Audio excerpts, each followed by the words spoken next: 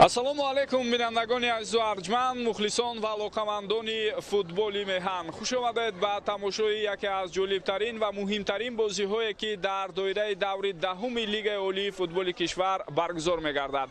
Регар Тадази Турсунзода имрӯз дар бозии хонагии худ муқобили клуби марказии варзиши Артиш рақобат хоҳад кард ва ин аз ҷумлаи нахустин бозиҳое аст ки дар марҳилаи дуюми чемпионат бо иштироки дастаҳои мазкур баргузор мегардад. Бар иловаи ин рақобат ҳамчунин имрӯз дар шаҳри Хуҷанд дастаи Эсхата муқобили Куктоши ноҳияи Рудакӣ бозии худро барпо менамояд ва бо ин бозиҳо марҳилаи дуюми чемпионат дар Лигаи олии футболи кишвар шурӯъ мешавад ва ҳоло мо гузориши мустақими худро аз варзишгоҳи Талко Аренаи шаҳри Турсунзода пешниҳоди шумо мекунем. Биёед ибтидо ба ҳаятҳои ҳар ду даста назар андозем ва шурӯъ мекунем аз дастаи мизбон Регар Тадаз. Имрӯз дар хати дарвоза қарор мегирад рақами 1 Далер Азизов, футболбозони хати дифоъ рақами 12 Артур Принц Верейду, рақами 44 Бахтиёр Қаландаров, рақами 8 капитани даста Фирӯз Қараев, рақами 20 Ҳикматулло Расулов. Ним муҳофизатгарон рақами 31 Акбар Шелдори Ораш, рақами 47 Шерзод Маҳмадиев, рақами 6 Шӯҳрат Элмуродов, рақами 9 Абдухалил Боронов. Ҳамлагарон рақами 5 Шоҳрух Сангов ва рақами 90 Аминҷон Эргашев. Сармураббии даста Алиёр Ашурмамадов. ҳайати дастаи клуби марказии варзиши Артиш барои бозии имрӯза ба таври зайл аст. Дар хати дарвоза рақами 39 Суҳробхоҷа Юсупов бозӣ мекунад. Футболбозони хати дифоъ рақами 14 Бакинде Билонг Ҷерард, рақами 5 Комрони Мирзохон, рақами 4 Иззатулло Рузиев, рақами 20 Комрон Иброҳимов, рақами 3 Бахтиёр Азимов, рақами 6 Шероз Шарипов, рақами 7 капитани даста Комрони Мирзонажод, рақами 21 Вайсиддин Сафаров. ҳамлагарон рақами 33 Жан Гатен ва рақами 77 Хуршед Абдуллоев. Сармураббии даста дахтараш айни замон иҷрокунандаи вазифаи сармураббии даста Шамсиддин Қосимов аст. Гурӯҳи доварон дар ҷараёни бозии имрӯза таҳти роҳбарии Насрулло Кабиров бозиро қазоват мекунанд. Аз шаҳри Норак ба ӯ дар канорҳо Ҳамза Шоҳи Мардонов аз ноҳияи Хуросон ва Рустамбек Хуҷаев аз ноҳияи Қубодиён кӯмак мерасонанд. Довари эҳтиётӣ Хуршед Дадабоев аз шаҳри Хуҷанд аст. Ба ин тартиб бозӣ аз маркази майдон шурӯъ шуд. Футболбозони дастаи Регар бо пираҳанҳои ранги сафед ва клуби марказии варзиши Артиш бо пираҳанҳои ранги сурху сиёҳ майдондорӣ мекунанд дар ҷараёни рақобати имрӯза. ҳоло футболбози дастаи Артиш ишора карда истодааст ки дар ҳолате ки бо Артур Принц бархурд каме осеб гирифтааст ва дарҳол довари марказ Насрулло Кабиров ба назди ӯ меояд.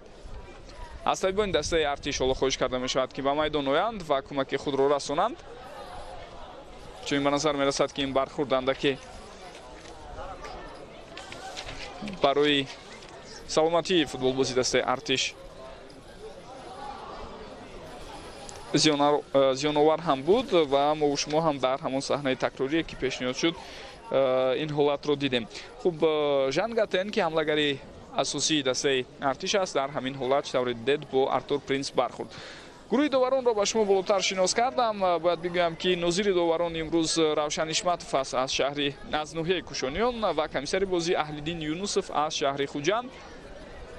ва умедвор мешавем ки гурӯҳи доварон дар ҷараёни бозии имрӯза мисли гурӯҳи довароне ки дар бозии байни ин ду даста дар даври гузашта вақте бозӣ дар шаҳри Душанбе баргузор шуд ба хатоҳои бисёр дағал ва нобахшиданӣ роҳ намедиҳанд.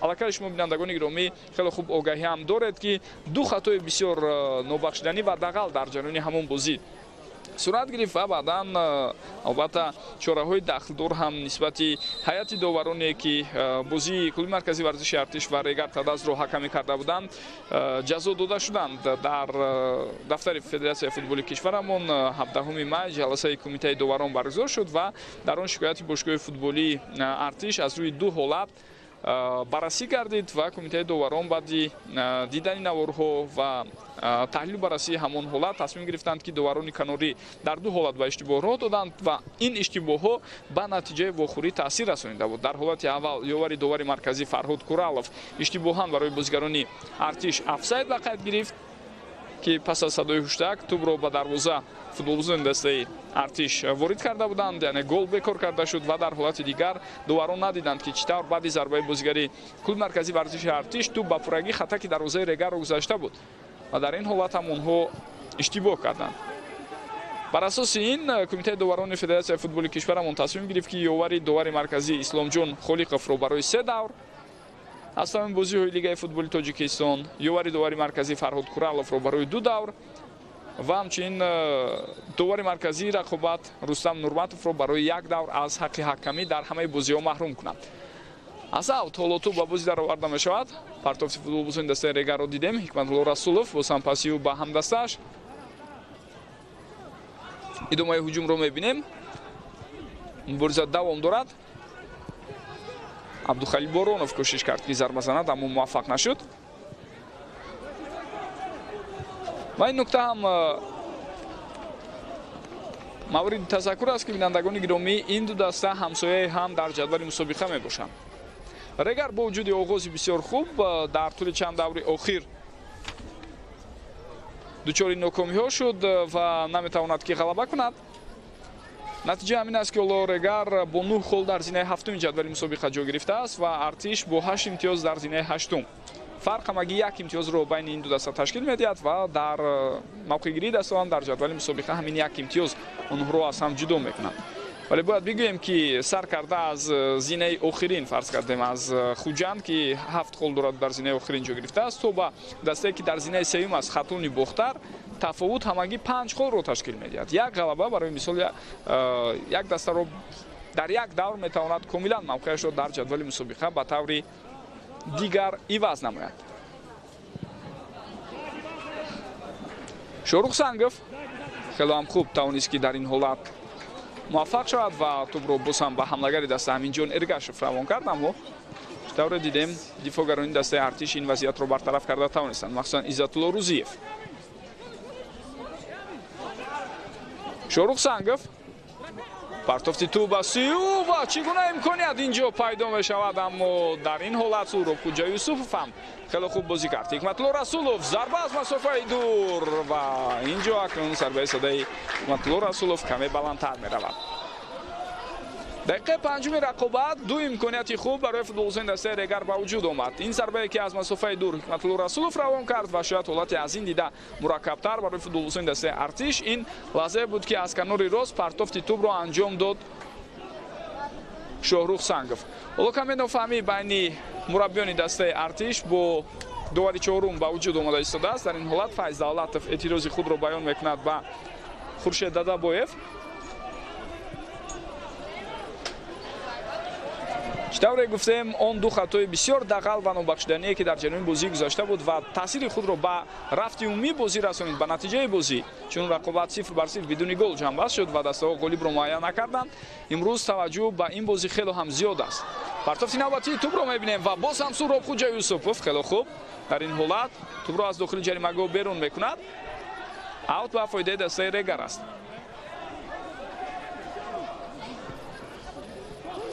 ин ҳамон ҳолате ки партофти тӯб аз ҷониби Шорух Сангов буд ва барои мо шумо ҳоло пешниҳод карданд ки воқеан ҳам вазъияти бисёр хатарнок ба ҳисоб меравад. барои ноштани қоидаи бозӣ дар маркази майдон аз сӯи футболбозони дастаи Регар ҳоло ба назар мерасад.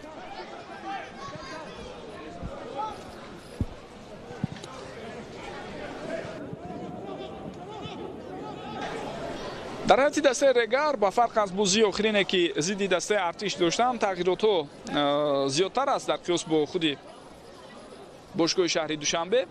ҳоло Сурабхӯҷа Юсупов ишора карда истодааст ки андаке дардро эҳсос мекунад дар ангуштони дасти худ ва аз табиби дастаи Артиш ҳам хоҳиш карда мешавад ки ба майдон омада кӯмаки аввалияи тиббӣ расонад ба дарвозабони дастаи Артиш. хуб сухан чун дар бораи тағйиротҳо рафт, бояд бигӯям ки дар ҳайати дастаи Регар имрӯз 3 нафар иваз шуданд, аз ҷумла Фирӯз Қараев аз дақиқаи аввал ба ҳайси дифоъгари канорӣ ба майдон баромад ва ҳамчунин Шорух Сангов бо ҳамроҳи Аминҷон Эргашев вориди майдон шуданд. дар ин бозӣ бошад мо чӣ тавре мебинем Фаридун Давлатов, Нуриддин Ҳамроқулов ва ҳамчунин Дороб Эргашев иштирок карда наметавонанд. ба ҷои Дороб дар канор Фирӯз Қараев бозӣ мекунад, ба ҷои Фаридун Давлатов Шорух Сангов ва ба ҷои Нуриддин Ҳамроқулов Аминҷон Эргашев. инчунин бояд бигӯям ки дар ҳайати дастаи Регар боз як мушкили кадрии дигар ҳаст. Акбар Бобомуродов дар ин бозӣ иштирок карда наметавонад. аслан Дороб Эргашев ва Акбар Бобомуродов ду дифоъгари асосии канорӣ барои дастаи Регар ҳам ба ҳисоб мераванд.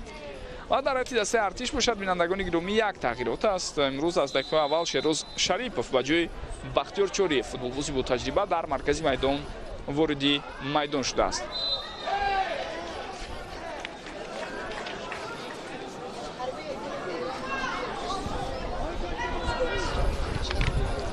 бори дигар мебинем ҳолатеро ки нисбати Билонг Ҷерард қоидаи бозӣ вайрон шуд.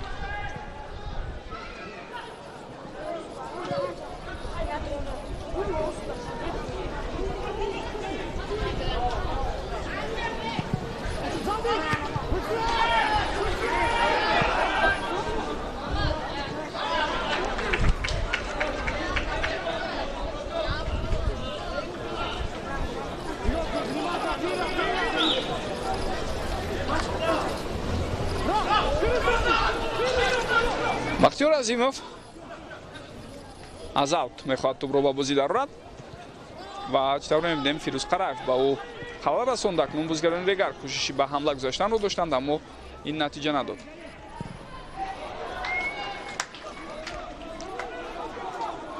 фишор ба Комрони Мирзохон қариб буд ки ба футболисони дастаи Регар имкон диҳад то тӯбро соҳиб шаванд, аммо баъд аз он ки тӯб ба Абдухалил Боронов расида аз майдон берун шуд.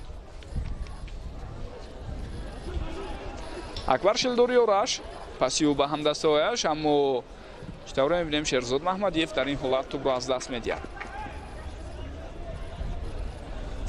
имрӯз расман бинандагони гиромӣ марҳилаи дуюми рақобатҳо дар Лигаи олии футболи кишвар шурӯъ мешаванд. болотар гуфтем ки ду бозӣ дар нақша аст. Регар Тадаст бо Артиш ва Эсхата бо Куктош. пагоҳ бошад се бозии дигар сурат мегиранд. Равшани Кулоб дар майдони худ Файзкандро қабул мекунад. Хуҷанд бо Хатлон бозӣ хоҳад кард ва Истиқлол бо Ҳосилот. валакай рӯзҳои 23-24 май боз баргузории рақобатҳои даври навбатӣ дар Лигаи олӣ дар нақша аст. каме нофаҳмӣ байни футболбозони Регар. Аминҷон Эргашев инҷо то охир мубориза мебарад ва аз Иззатулло Рӯзиев тӯбро мегирад. идомаи ҳуҷуми футболбозони дастаи Регарро мебинем. фурсати бисёр ҳам хуб, имконият, аммо дар ин ҳолат дарвозабон Суроб Хуҷа Юсупов акнун дар охир муваффақ шуд. бояд бори дигар бубинем. ман ҳамин ҳолате ки дар мубориза бо дифоъгари бо таҷриба Иззатулло Рӯзиев муваффақ шуд, Аминҷон Эргашев ва дар тӯбрабоӣ саҳми бениҳоят калони худро гузошту баъдан ҳуҷумро тавассути як партофти тирвори худ давом дод. бисёр ҷолиб буд, аммо дар давоми ҳамин ҳамла мо надидем ки чӣ гуна футболбозони Регар аз ин фурсат истифода баранд. Комрон Иброҳимов дар мубориза бо Шерзод Маҳмадиев ҳамон тавре ки дидем ба ӯ имкон надод. вайрон шудани қоидаи бозӣ инҷо акнун дар маркази майдон дида мешавад ва Шӯҳрат Элмуродов дар баробари Комрони Мирзохон андаке берун аз қоида рафтор кардааст.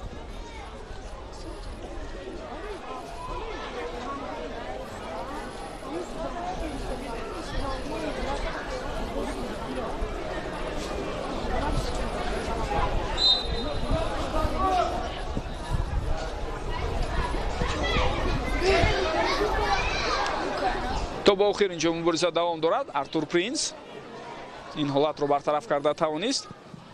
каман дар кам ҳолатҳое мешавад ки Артур Принц ба хато роҳ медиҳад, аммо буданд аз ҷумла бозиҳое ки ин дифоъгари бисёр бо таҷриба ва бар иловаи ин дорои гем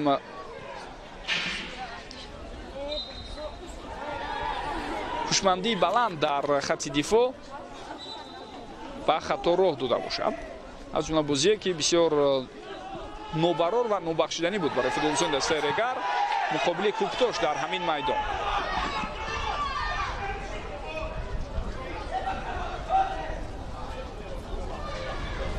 ҳикматулло Расулов дар тӯбрабои хелоам саҳми калони худро мегузорад. акнун тавассути канори чап ҳуҷуми футболбозони дастаи Регар бояд давом ёбад. ва чӣ тавре мебинед Шерзод Маҳмадиев наметавонад ин ҳуҷумро давом диҳад. лаҳзае ки баҳсҳоро ба вуҷуд овард, ана дар саҳнаи такрорӣ хеле хуб мебинем ки Иззатулло Рӯзиев бо дасташ кӯмак мекунад то ин ки тӯбро дар ихтиёри худ нигоҳ дорад. вале ин чизро довари канорӣ дида натавонист. дар ҳамон лаҳза аз ин рӯ аз эътибор берун монд ҳамон вазъият. тӯб дар ихтиёри футболбозони дастаи Регар аст. Фирӯз Қараев.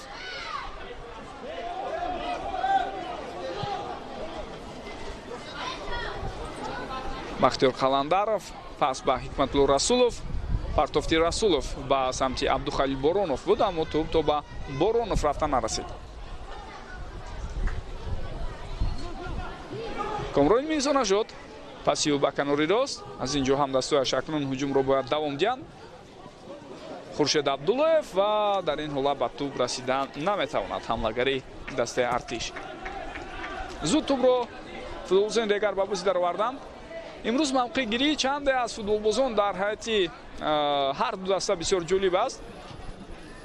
барои мисол дар суратҷалсаи ин рақобат Шорух Санговро ба ҳайси ҳамлагар нишон доданд ба мо, аммо чӣ тавре мебинем Шорух дар нақши ҳамлагар не, балки дар нақши ним муҳофизатгари канорӣ аз самти рост бозӣ карда истодааст. ин аслан мавқеи одатии ӯ ҳам ҳаст, ҳарчанд як муддат дар Регар ба ҳайси дифоъгари канорӣ ҳам бозӣ карда буд, махсусан дар мавсими гузашта.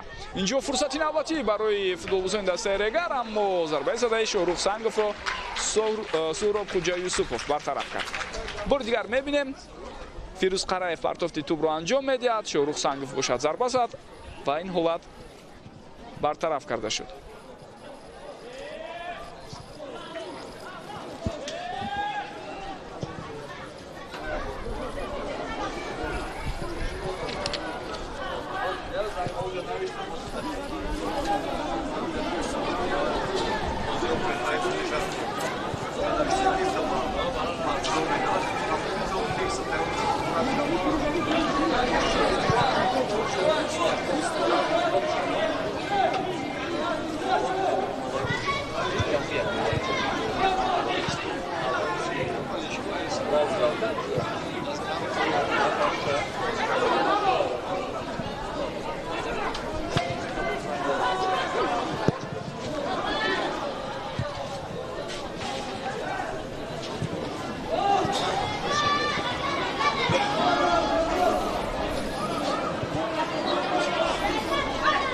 Қараев вақте Фирӯз дар майдон аст, бештари вақт кӯшиш мекунад ки дар оғоз бахшидани ҳамлаҳо саҳми худро гузорад.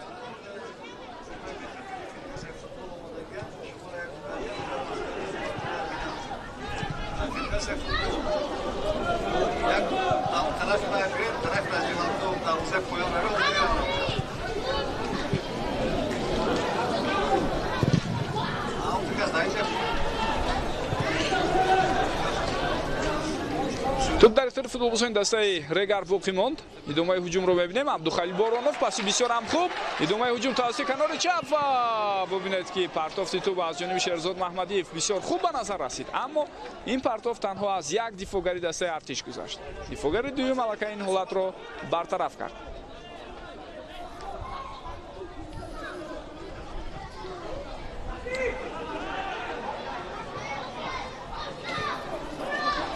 дар бораи мавқеъгирии футболбозони дигар дар ҳайати дастаи Регар бояд бигӯям ки Артур Принс бо ҳамроҳи Бахтиёр Қаландаров чунода дар нақши дифоъгарони марказӣ ҳастанд. Ҳикматулло Расулов дар канори чапи хатти дифоъ ки ӯ ҳам давоми чанд вақти охир дигар одат кард барои бозӣ кардан дар ин мавқеъ. ҳуҷуми футболбозони дастаи Артишро мебинем. Жангатен паси ӯ ба ҳамдастааш. идомаи ҳуҷум зарба аз масофаи дур ва рост ба дасти дарвозабон. дар ин ҳолат зарба месанад Комрони Мирзо Нажод, капитани дастаи Артиш. Шорух Сангов ишора мекунад ба ҳамдастояш ки ба кадом минтақа раванд ва кушода шаванд. мубориза давом дорад. Бахтиёр Азимов хело ҳам хуб дар ин ҳолат ҳаракат кард. хуб Акбар Шелдори Ораш бо ҳамроҳи Шуҳрат Элмуродов ду ним муҳофизатгари марказӣ ҳастанд. аз канори чап Шерзод Маҳмадиев, аз канори рост бошад Шорух Сангов. дар хатти ҳамла Абдухалил Боронов бо ҳамроҳи Аминҷон Эргашев бозӣ мекунанд. дар ҳайати дастаи Артиш чунин ба назар мерасад ки се дифоъгари марказӣ бозӣ карда истоданд. инҳо Иззатулло Рӯзиев, Комрон Мирзохон ва Бакинде Билонг Ҷерард ҳастанд. аз канорҳо аз самти чап Бахтиёр Азимов ва аз самти рост бошад чӣ тавре медонем Комрон Иброҳимов. ҳоло фавлона ҳуҷумҳоро дастгирӣ карда истодааст.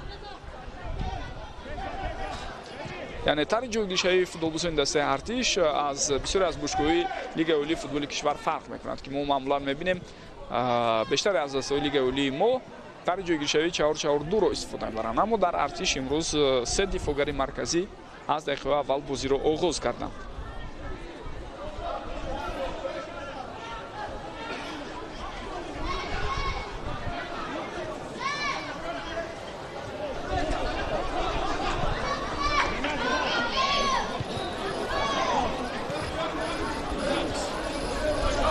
шояд ин танҳо хулосаҳои иҷмолӣ ё мухтасари мо аз оғози рақобати имрӯза бошад ва боз ҳатман дар идома ба ин мавзӯъ бармегардем, чун аз эҳтимол дур нест ки Бахтиёр Азимов дар нақши дифогари канурӣ не, балки бевосита дар нақши инҷо имконияти беҳтарин барои Регар, аммо ин фурсати олӣ аз даст меравад. Абдухалил Боронов ҳамин ҳоло беҳтарин нишонзани дастаи Регар аст. Се гол дорад дар ҳисоби худ, аммо ин фурсати беҳтаринро истифода намебарад. умуман Абдухалил агар ҳама имкониятҳоро ҳадақал нисфи онҳоро истифода мебурд, то ҳоло мумкин дар қатори беҳтарин нишонзанҳои лигаи олӣ ҷо мегирифт. ҳар бози ҳатман вақте рафти рақобати Регарро мебинем, ҳастанд имкониятҳое ки Абдухалил Боронов онҳоро истифода намебарад. ва он имкониятҳо аслан хело наздик ҳастанд барои гол задан. аммо чунин имконият аз даст рафт ва ин нахустин имконияти хубе буд ки Абдухалил Боронов дар ҷараёни бозии имрӯза дар ихтиёр дошт.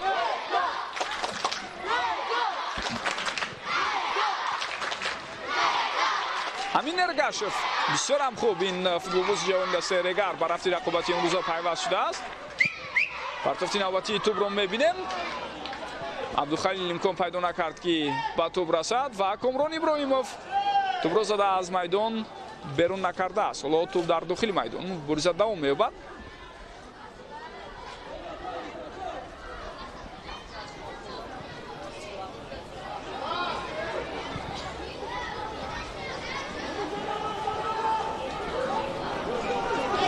хело ҳам ба осонӣ футболбозони дастаи артиш тавассути канори рост ҳоло ҳуҷуми худро ташкил карда истоданд.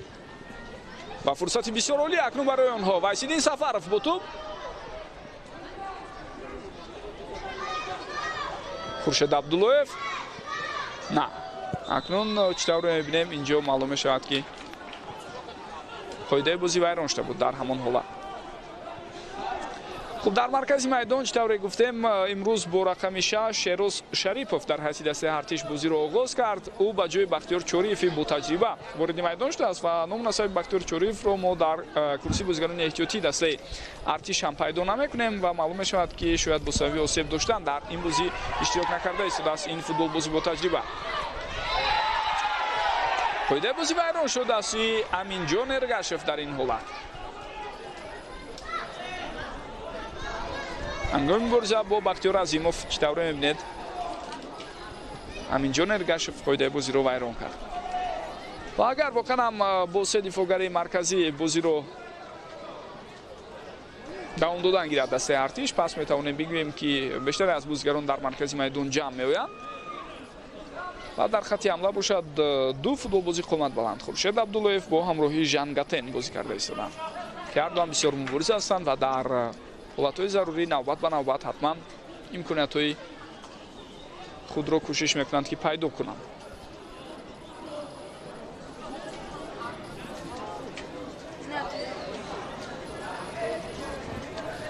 лаҳзае ки андаке Иззатулло Рӯзиев ҳам ҳангоми афтидан осеб гирифт ва ҳоло ба ин дифогари бо таҷрибаи дастаи артиш кӯмаки тиббӣ мерасонанд ва инак ӯ ҳам бояд ба майдон баргашта бозиро давом диҳад.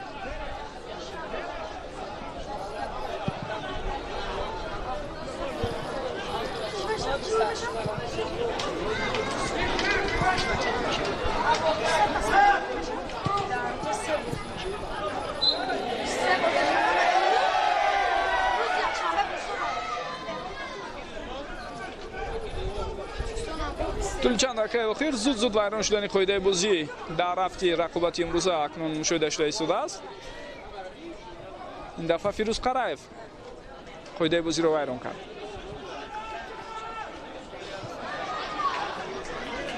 тӯбравои футболбозони Регар аммо бидуни қоида вайронкунӣ лек худи онҳо натавонистанд ҳуҷумро давом диҳанд.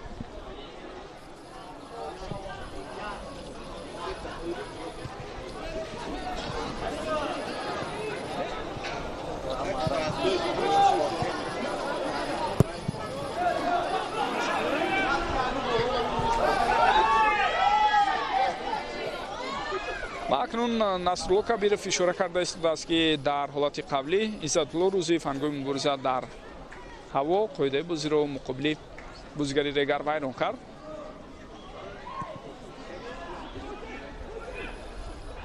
интихоби Аминҷон Эргашев дар ҳайати асосӣ ҳам ҷолиб аст. бинандагони гиромӣ, зеро ёдовар мешавам ки ҳамин сол ба ҳайати дастаи Регар ҳуҷумкунандаи дастаи мунтахаби кишварамон Нуриддин Ҳамроқулов пайваст шуд. Нуриддине ки дар гузашта бародари ӯ Аҳтам Ҳамроқулов ҳам тӯли солиёни зиёд шарафи Регарро дифоъ карда буд. инҷо имконият барои футболбозони дастаи Регар ва бубинед ки андаке албатта ба таъхир афтониданд албатта лаҳзаи зарбазаниро бозигарони мизбон, дар натиҷа имконият аз даст рафт.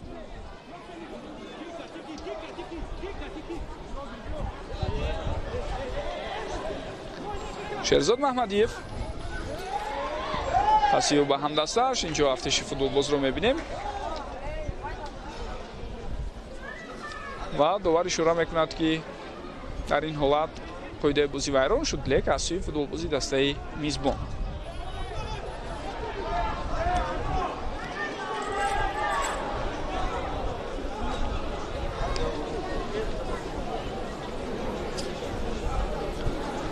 биёед бибинем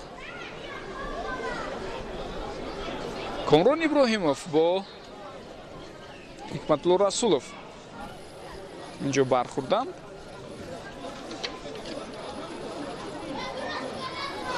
ду футболбозе ки дифоъгарон ҳастанд, дифоъгарони канорӣ ва ҳар ду ҳам бо рақамҳои 20 бозӣ мекунанд.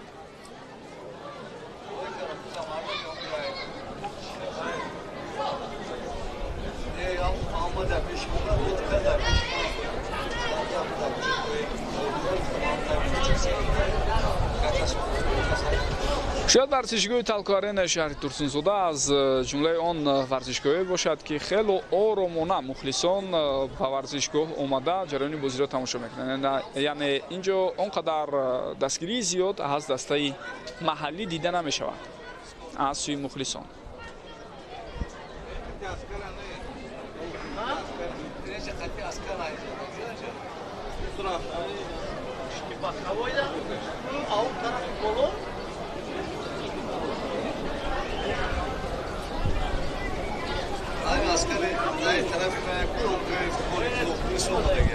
ҳоло Комрон Иброҳимов аз майдон берун карда мешавад ва бозам ба ӯ кӯмаки тиббӣ мерасонанд.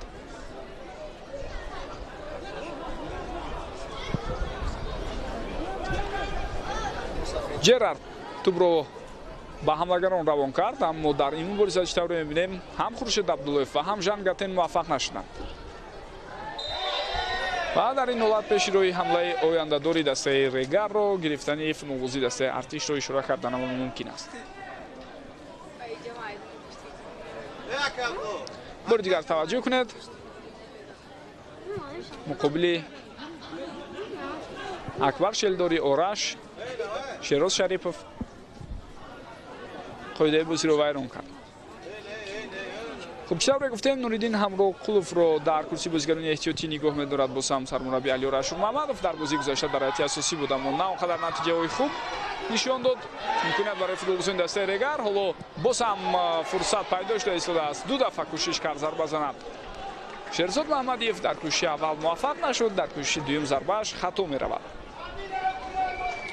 ва Аминҷон Эргашев ки дастбаррои худи дастаи Регар аст, дар бозии муқобили ҳосилот вориди майдон шуда буд аз курсии бозигарони эҳтиётӣ ва баъдан дар голи дуюм пас дода буд ба ҳамдасташ. ва баъд аз он дар бозиҳои дигар мо дидем ки Алиёр Ашурмаҳмадов оҳиста ин футболбозро ба ҳайати асосӣ зуд ҷалб мекардагӣ шуд ва имрӯз инак дар ҳайати асосӣ ҷо мегирад Аминҷон Эргашев. бозиаш ҳам хуб аст дар рафти рақобати имрӯза. ба тӯли солҳои охир умуман метавонем бигӯем ки ҷавонони бисёр хуб ва болояқатро ба ӯ расонида истодааст Регар. офсайд инҷо ба қайд гирифта мешавад. акнун Абдухалид Боронов дар ҳолати нобозӣ қарор дошт, мегӯяд довари канорӣ.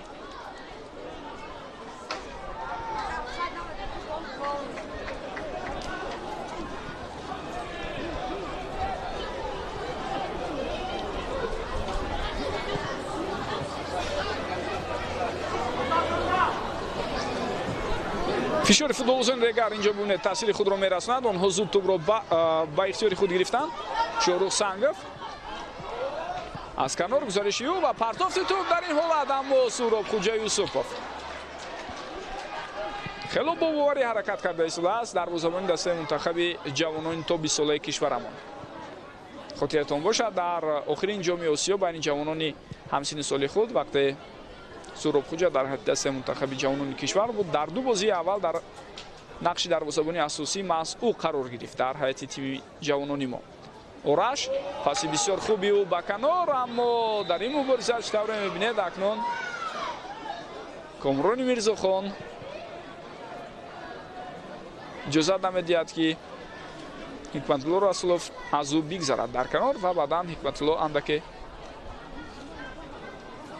қоидаи бозиро ҳам вайрон кард. бори дигар ҳамин ҳолатро барои мо шумо пешниҳод мекунам.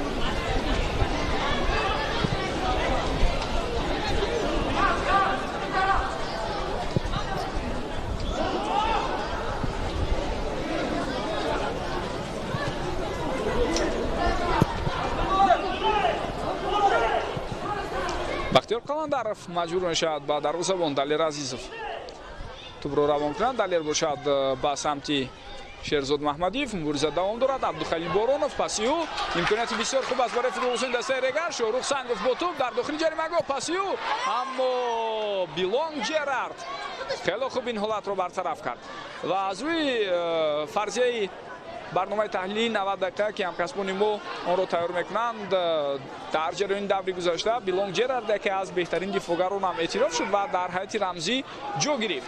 партофти бисёр хуб ва дар ин ҳолат ҳам чӣ тавре мебинед Ҷерард дар мубориза бо ҳамлагари дастаи Регар бисёр хуб бозӣ мекунад ва ба Аминҷон Эргашев имкон намедиҳад ки дар ин ҳолат ҳуҷумро давом диҳад.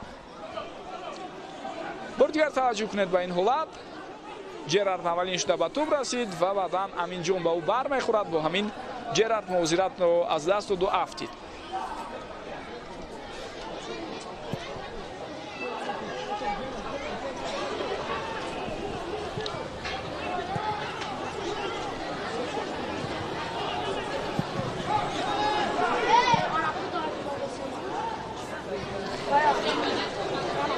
тӯбро дар маркази майдон Акбар Шелдори Ораш аз даст дод ва бибинед ки ин ҳуҷуми хатарноки футболбозони дастаи артишро бозигарони Регар ибтидо бартараф карданд ва мавҷи дуюми ҳуҷум ҳоло роҳандозӣ мешавад. фурсати бисёр хуб.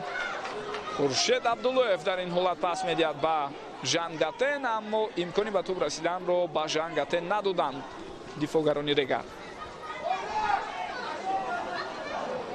Регар албатта дар тӯли ин дақиқаҳое ки мо шумо ҷараёни бозиро тамошо карда истодаем нисбатан бартарӣ дорад, вале артишиҳо ҳам вақте ҳуҷумҳои худро ташкил мекунанд фурсатҳои хуберо кӯшиш карда истодан ба вуҷуд доранд.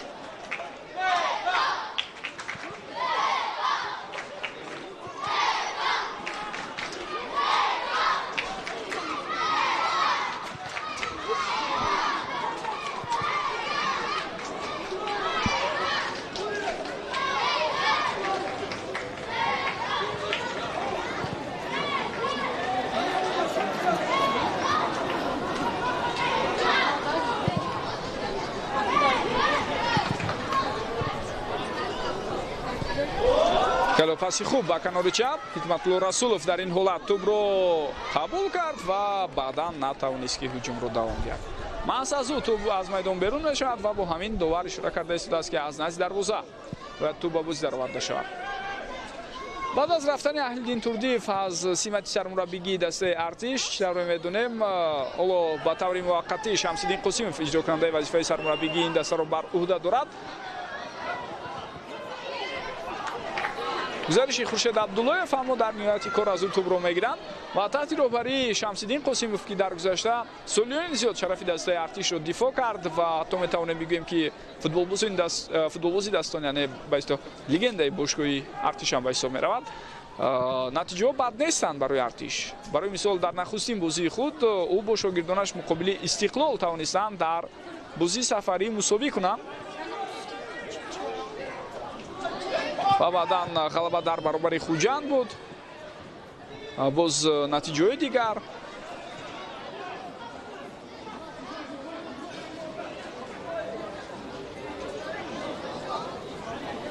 худи Шамсиддин Қосимов ҳам албатта аз курсҳои тайёркунии мураббиён гузаштааст, вале ҳоло ҳам албатта ба дараҷаи сармураббигӣ шояд чунин ба назар мерасад ки пухта нарасида бошад.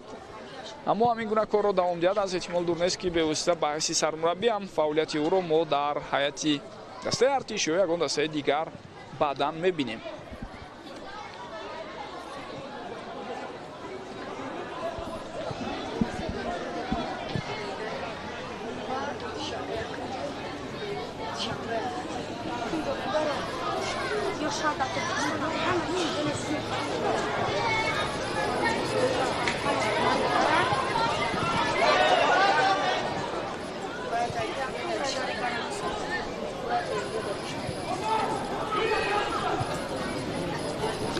хело ҳам хуб инҷо имконият барои футболбозони дастаи артиш инҷо пайдо шуда истодааст ва Вайсиддин Сафаров бо тӯб андаке зиёдтар тӯбро дар ихтиёри худ нигоҳ дошт ва баъдан як зарбаи бисёр қавӣ аммо дарвозабон баргардонд. Бахтиёр Азимов гузариши навбатии ӯро мебинем. Артур Принц ин ҳолатро бартараф карда истодааст. дар бозиёфти тӯб футболбозони артиш муваффақанд. лек баъдан боз аз Вайсиддин Сафаров ба футболбозони мизбон муяссар мешавад ки тӯбро бигиранд. имсол камбудии асосии дастаи Регар махсусан дар ин шабу рӯзе ки пайваста бозиҳо сурат гирифта истоданд бетанаффус ин иштибоҳҳои дахали дарвозабонҳои даста аст. яъне ба навбат ҳам Далер Азизов ва ҳам Коя Готсон ба хатои бисёр дағал нобахшиданӣ роҳ медиҳанд. барои мисол дар бозии зидди Файзканд 5 дафъа аз руи дарвозаи худ тӯбро берун баровард Далер Азизов. баъдан ӯро дар бозии зидди Куктоши васт кардан, аммо Коя Готсон иштибоҳи бисёр дағал карда буд. пештар аз ин Коя Готсон дар финали ҷоми Федератсияи футболи Тоҷикистон муқобили Артиш ба як хатои нобахшиданӣ роҳ дода буд ва артишиҳо баъдан тавонистанд ҳисобро баробар кунанду сипас Регарро мағлуб намуда. фурсати бисёр хуб барои футболбозони Регар дар ин ҳолат, аммо ин имкониятро акнун ҳаминҷо Нергашев аз даст дода истодааст. шонси воқеан ҳам хубе буд то ин ки ҳаминҷо муваффақ шавад. Ҳикматулло Расулов партофти тӯб ба сӯи ӯ ва бубинед ки дар идома чӣ гуна имконият барои ҳаминҷо Нергашев. касе ба ӯ халал намерасонад, аммо ҳаминҷо наметавонад ки зарбаро рост ба сӯи дарвоза равон кунад. ва дар финали ҷоми Федератсияи футболи Тоҷикистон имсол Артиш бори аввал қаҳрамон шуд, бори аввал ғолиб баромад ва Регарро онҳо шикаст доданд. хотиратон бошад таҳти роҳбарии Аҳлиддин Турдиев он давра бозиҳои худро мегузаронид дастаи Артиш. ва инак метавонем бигӯем ки ин сеюмин бозӣ аст бо иштироки ин ду даста дар ҳамин мавсим. Хуршед Абдуллоев ба ӯ имкони гузаштанро намедиҳад. Артур Принц як футболбози дастаи Артиш андаке осеб дорад, аммо ҳамдастояш ба ин умуман таваҷҷӯҳ намекунанд. ҳуҷум ҳоло давом меёбад. боз як ирсоли дигарро мебинем. Артур Принц ин ҳолатро бартараф кард. Бахтиёр Қаландаров партофти тӯб ба сӯи ӯ ва акнун довар худ маҷбур мешавад ки рафти бозиро манъ кунад ва иҷоза диҳад ки табиби дастаи Артиш ба майдон барад.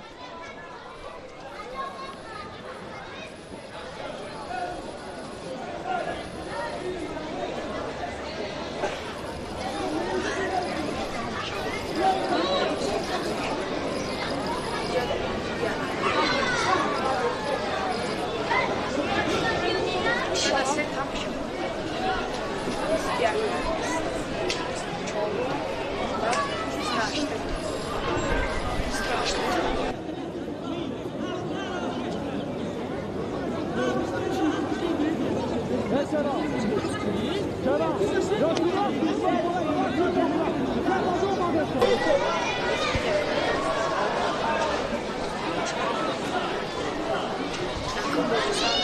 یک لحظه توقف با وجود آمد بینندگان گرامی در بازی مسابقه که با بیلونگ جرارد کمک تیوی رسانیده ایستادند. در این بین برای ما و شما چند حالت بحثناک اخیر پیشنهاد کرده می شود. با در نظر داشتیم که تابستان در پیش ما و شما رو انتظار است بینندگان گرامی. آهسته وقتی آغازیابی رقابت هم در لیگ عالی فوتبال کشور دور به دور تغییر یافتن میگیرد. اما حالا چون ماه آخرین بهار است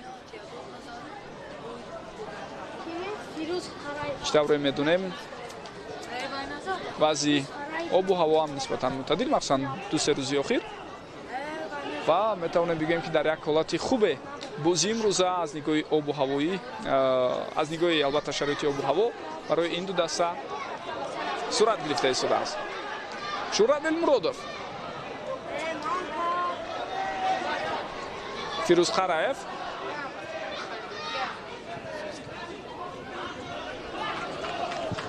قرایف اکنون مجبور نشد که به دروازه‌بان پس رو روان کند و ببینید که نوفهمی بین ژان گاتن و ارتور پرینس.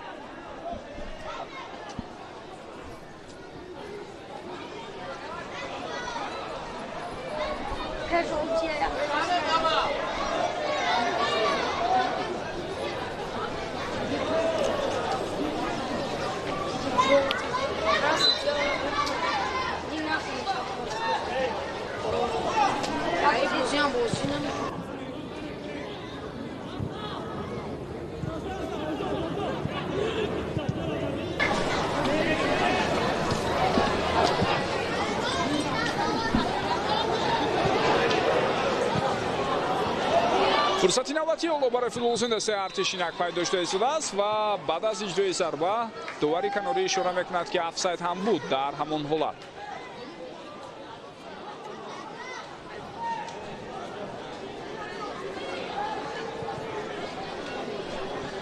چهل دقیقه بازی سپری شد بینندگان گرامی. امکانیت‌های خوبی گلزنی رو رگر بیشتر در اختیار داشت اما از دو فرصتی خوب آنها استفاده بردن نتوانستند. و در نوبت خود دسته ارتش هم دیدیم که لحظه‌های خطرناکی رو در نزد دروازه دلیر عزیزوف با وجود آورده توانستند و با آنها هم رخنه کردن دروازه حریف میسر نشد.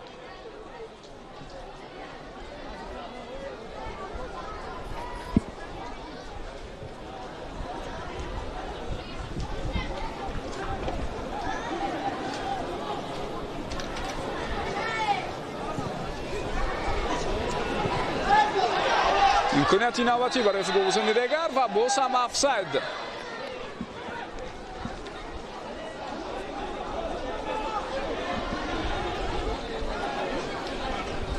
به بار دیگر توجه کنیم به این حالت. بله از این صحنه تکراری از این زاویه دیده که ما و شما به این حالت توجه کردیم معلوم است که عبدالخلیل بارانوف در حالت نوبازی قرار داشت.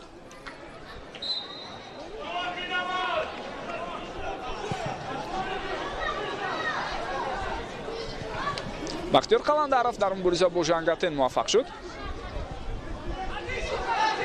شورادل مرودوف در حال پاس میدهد به همدستش و در این حالت چطور میبینید قاعده بازی رو فوتبالبازی دسته ارتش ویران کرده است. کارت زرد در دست دارد نصرالله کبیروف ولی حالا نه در لحظه که فوتبالبازی دسته ارتش از جای خود بالا شد بعدا به او کارت زرد نشان داده میشد. اما فوتبالبازی دسته ارتش به واسطه از چون تصمیم داور ناراضی هم هستند و میگویند که قاعده بازی رو نه عزت الله روزیف بلکه امین جان ارگاشف در این حالت ویران کرده بود.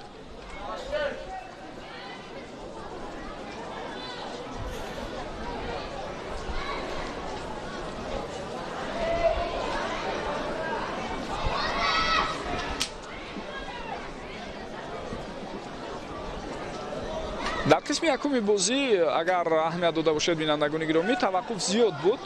چند دفعه با میدان وارد شدن طبیبان شروع از همان دقیقه اول خب اینک کارت زرد نشان داده می شود به عزت‌الله روزیف و بر علاوه این باز در جریان دقیقه‌ای که ما شما شاهد شدیم چندین مراتب طالبان با میدان برآمده کمک‌های طبی خود را رسانیدند به فوتبالبازان هر دسته. بیشتری وقت با بازیگران دسته ارتش. از این خاطر من میتوانم بگم که وقتی زیاد تلف یافت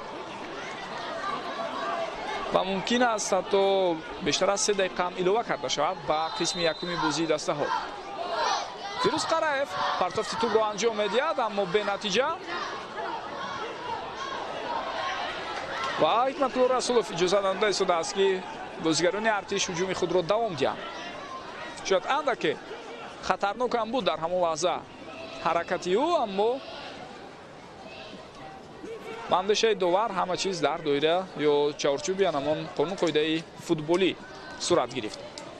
المرادوف باز هم پرتافت توپ را انجام می‌دهد اما از جرات گذشتن امروز بسیار مشکل است برای حمله‌گران دسته رگر. بیشتر وقت در می‌بینید در مبارزه‌های 1 به 1 بیلونگ جرارد امکانیت نمی‌دهد به مهاجمان حریف. ارگاشف و توپ از او از میدان بیرون شده است.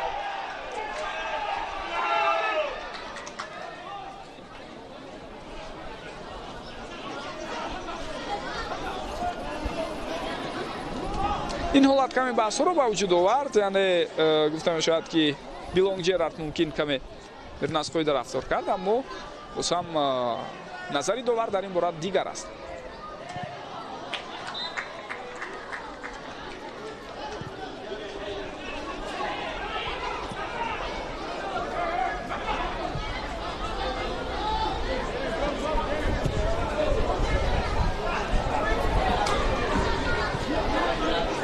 از در همین گونه حالت‌ها خیلی خوب نمایان است که دسته ارتش با 3 دفاعگری مرکزی حرکت می‌کنند. بختیار عظیموف با همراهی کامران ابراهیموف دویما از کنارها گیمنده که پیشتر رفته در نقش فولبک ها قرار می‌گیرند و کوشش می‌کنند برای تقویت بخشیدن هجوم سهم خود را بگذارند. تنها 2 دقیقه وقت اضافه شد به قسم یکمی بازی دسته ها، اما از نگاه من به‌واسطه این دقیقه هم که کم هم هستند. حداقل 3 دقیقه باید اضافه میشد، زیرا بعد خیلی هم زیاد تلف یافت در قسم یکم. ژانگاتن با توپ شاید زودتر پس میداد بهتر بود برای او و همدستانش و در این حالت داور اشاره میکند که مقابل او با قاعده ویران کنی توپ ستانی کردن فوتبالبازان رگر و کارت زرد در دستی نصرالله کبیرов است. حالا به ارتور پرینس کارت زرد نشان میدهد.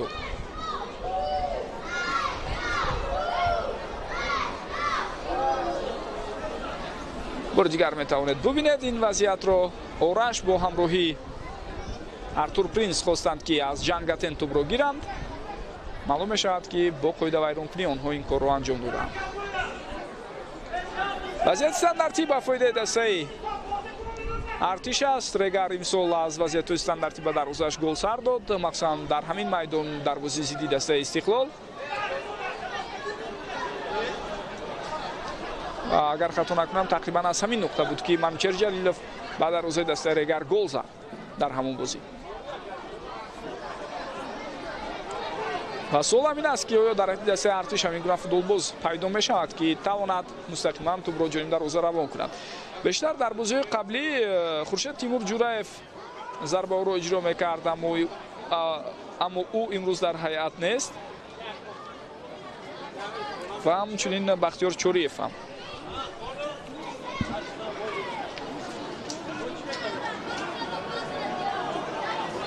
دور دفاعی گذاشته شد. دقیقه دوم با پورگی محض برای معین کردن همین حالت و گذاشتن دور دفاعی و اجازت دادن برای اجرای ضربه سپری شد و خانه ما شما باز دقیقه سوم علاوگی را هم خواهیم دید. دور دفاعی گذاشته می شود، اجازت هم داده شد. وایسیدین سفرов ضربه میزند و این ضربه صدای او را بختیار قلندرов برگرداند. موج دوم هجوم فوتبالبازان دسته ارتش رو میبینیم. اینجا نیز آنها موفق نشده ایستادند.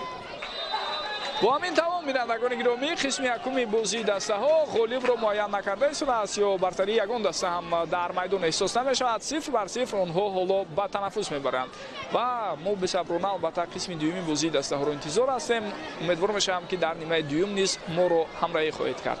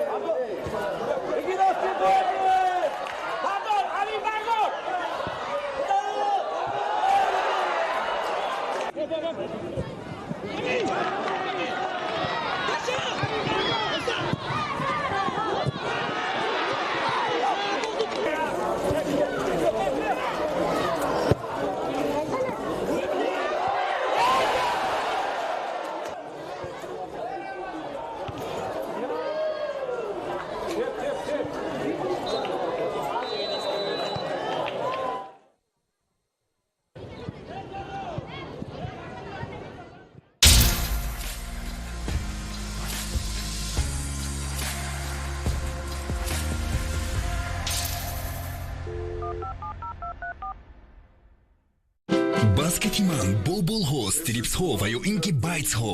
баскети манро бо гӯшти мурғ ва картошкаи фри ҳамагӣ бо 20 сомонӣ интихоб кун. танҳо дар KFC. خیلی بند هستم. برای همین نه من هارو غذا خورده نمیتوانم. بله همه شما طوری است که من گذاشته بودم. اوف.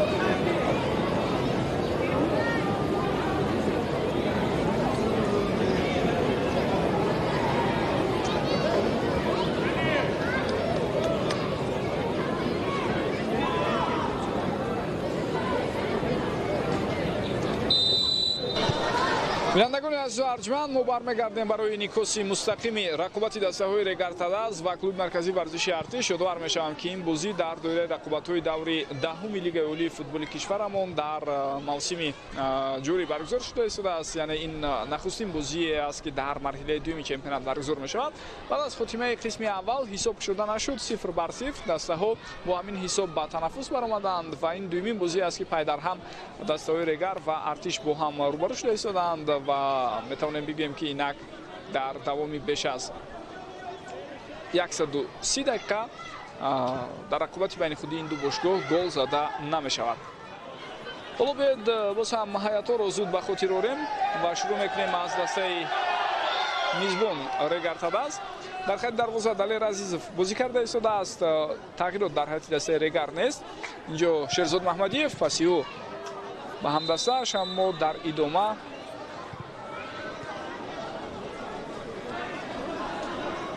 ба фикрам босам офсайд ба қайд гирифта шуд дар ин ҳолат барои барои Аминҷон Эргашев ҳолати нобозӣ будааст.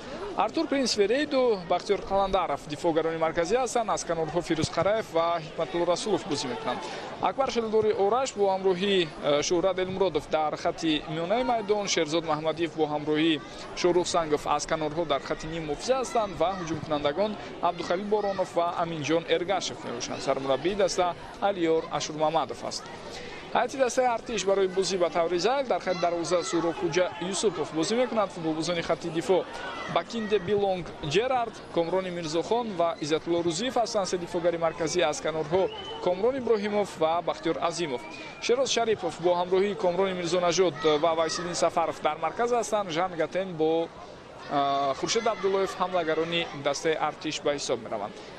сармураббии даста айни замон дахтараш метавонем бигӯем иҷрокунандаи вазифаи сармураббии даста Шамсиддин Қосимов аст. ҳоло ҳуҷуми футболбозони дастаи артиш, аммо ин вазъият хеле хуб бартараф карда шуд аз ҷониби Артур Принц. дар нимаи аввал Регар ду имконияти беҳтарин дошт. яке фурсате буд ки Абдухалил Боронов онро истифода бурда натавонист ва дигар имконият барои Амин Эргашев буд. Ҳикматулло Расулов партофти тӯбро анҷом медиҳад ва инҷо бубинед ки дар қабати дуюм боз ҳам шонси навбатӣ барои Абдухалил Боронов, аммо ин дафъа зарбаи задаи Абдухалил каме баландтар аст.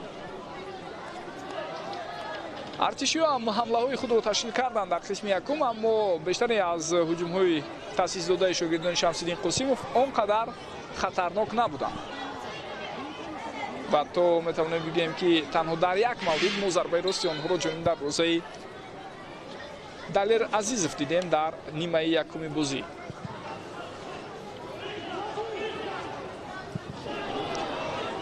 мавқеъгирии нодуруст аз ҷониби капитани дастаи Регар дар ин ҳолат ва баъдан ӯ кӯшиш кард ки хатои худро ҷуброн кунад. Фирӯз Қараев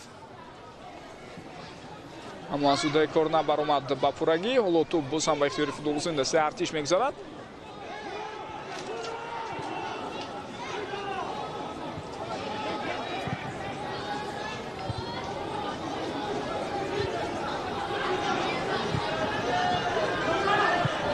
Шӯҳрат Элмуродов, Ҳикматулло Расулов ва қоидаи бозӣ дар ин ҳолат вайрон шуд аз ҷониби Комрон Иброҳимов. бале маълум буд ки инҷо қоидаи бозӣ бисёр дағалона вайрон шудааст аз ҷониби Комрон Иброҳимов муқобили Ҳикматулло Расулов. худи шумо ҳам метавонед бубинед ин вазъиятро, бинандагони гиромӣ, дар ин ҳолат.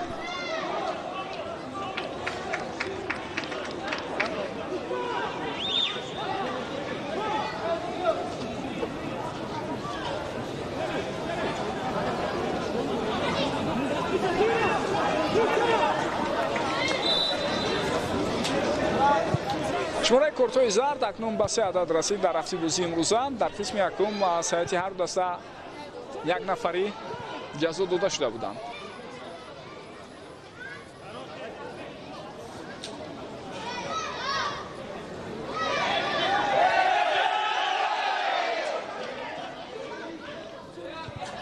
норозигии Шамсиддин Қосимовро мебинем аз қарори довари канорӣ ва дар ин ҳолат акнун бархурди навбатии футболбозон. корти зард ба нимуфизатгари дастаи Регар ин дафъа акнун нишон дода мешавад. خب بسیار بحث برانگیز است قرارهای آخری برآورده داور مرکز نصرالله کبیرов میبینیم این حالت رو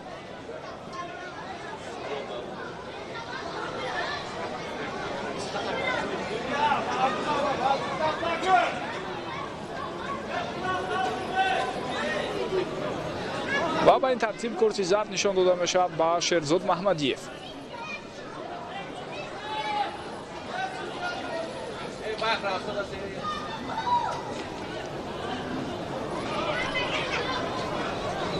چیزی که در آغاز گزارش امروز اشاره کرده بودیم بینندگان گرامی آن خطای بسیار نابخشودنی و دخلی که گروه داوران در جریان بازی گذشته این دو دسته کلوب مرکزی ورزش ارتش و رگار روزی 13 مای صادر کرده بودند نمیخواستیم همین گونه حالت تکرار شود در جریان بازی امروز زیرا در همان بازی خودتون شاهد شدید که چگونه یکی از گل‌هایی که شاید از همه زیباترین بود در همین موسم کار کرده شد به اعتبار گرفته نشد در حالی که اونجا یگان قاعده ویرانکنی نبوده است. بر علاوه این باز یک حالت دیگر وقتی افساید نبود افساید به قید گرفتند.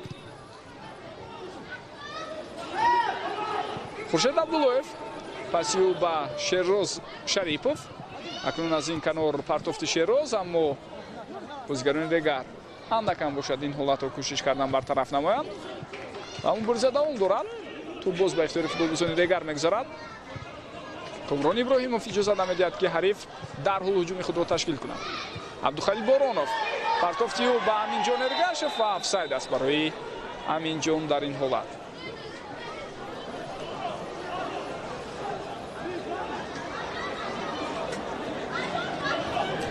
اما در این وضعیت اکنون افساید رو معین کردن اندکی مشکل هم هست بینندگان گرامی زیرا برای ما و شما به واسطه از یک موقع جوگیری فوتبالبازان نه بلکه کمی از حالت دیگر از زاویه دید دیگر صحنه تکراری پیشنهاد میشود.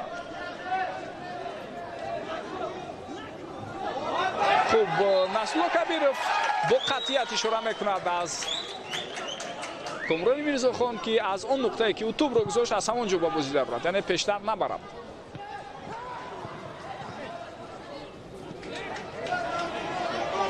خاناخواه فشار را گروه داوران بازی امروز هم احساس میکنند. این با در نظر داشته آن حالت است که البته در بازی گذشته بین این دسته اتفاق افتاد.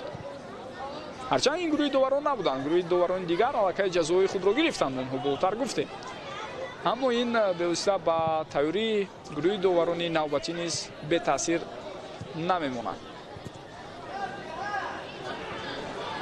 محمدیев عبدالخلیل بارانوف باز هم به قفا پس میدهد. شورت المرادوف اینجا اکنون هم دسته های او هجوم را باید دوام دهند. شیرزاد محمدیев پرتافتی توپ است اما بیلون جرارد این حالت رو برطرف کرده است. در نیمه یکم چطوری گفتیم جرارد بنیاد بازی خوب و با نظام را در خط دفاعی دسته ارتش نشان داد و همه پرتافتی فوتبالبازان دیگر رو برطرف کرد. اینجا گزارش نوبتی شیرزاد محمدیев رو میبینیم اما از او توپ رو میگیرند.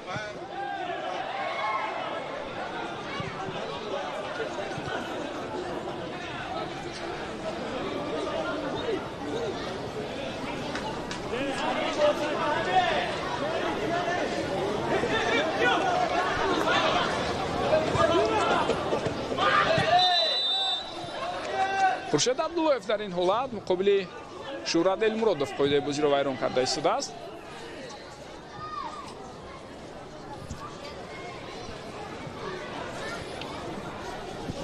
شاروخ سنگov پس به شورت المرادوف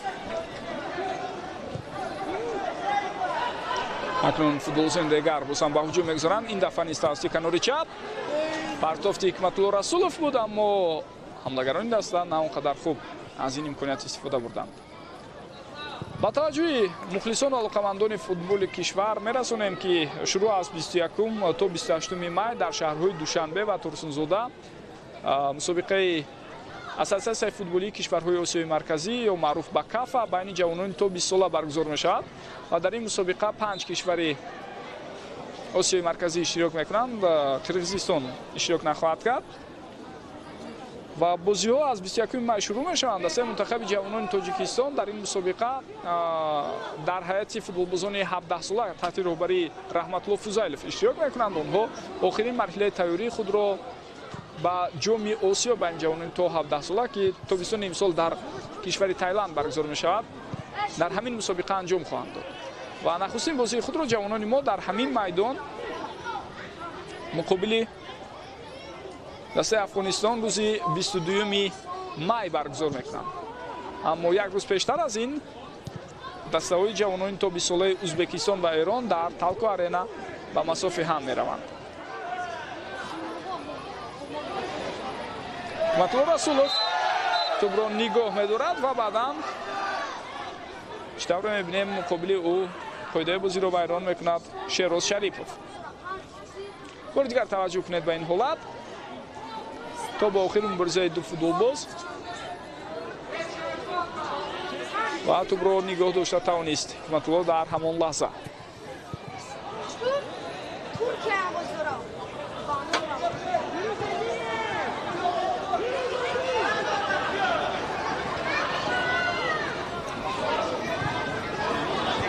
ادامه هجوم فوتبالبازان دسته رگار رو می‌بینیم.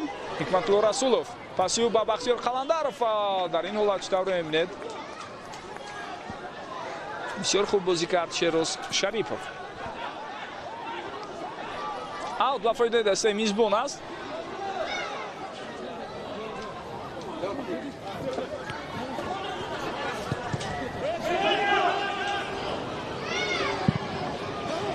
артур принц یک نفر مقابل یک نفر باقی ماند، اما ژانگاتن در این حالت صاحب توپ شد و ضربه او جانب دروازه چگونه خطرناک بود این ضربه.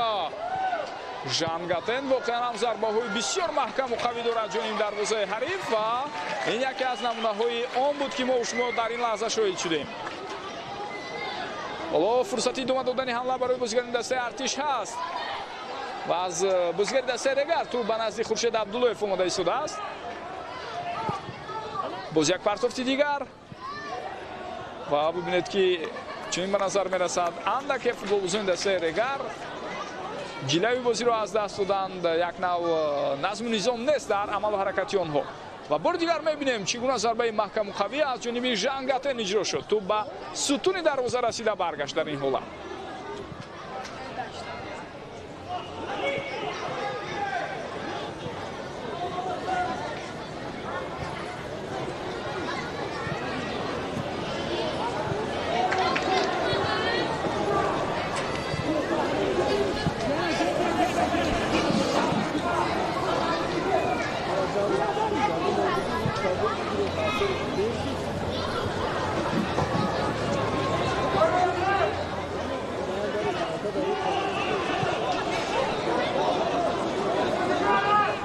بختیار عظیموف پرتافتی توپ به سوی او و در این حالت معلوم می‌شود که توپ به دست بازیگر دسته رگار رسیده است.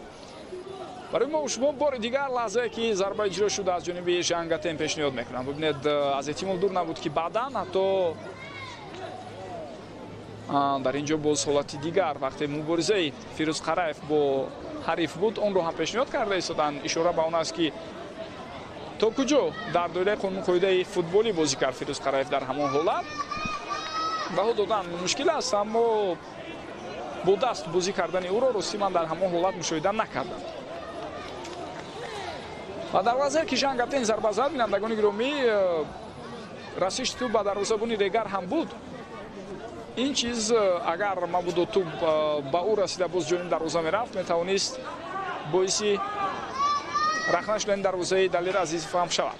حالا وضعیت استانداردی با اشتراک فوتبالبازان ارتش پرتافت به داخل جریمه گاه و این حالت را قلندرов برطرف کرد. در بازیافت توپ باز هم فوتبالبازان مهمان فعال هستند. کامران میرزانژاد توپ را اکنون از دست می‌دهد.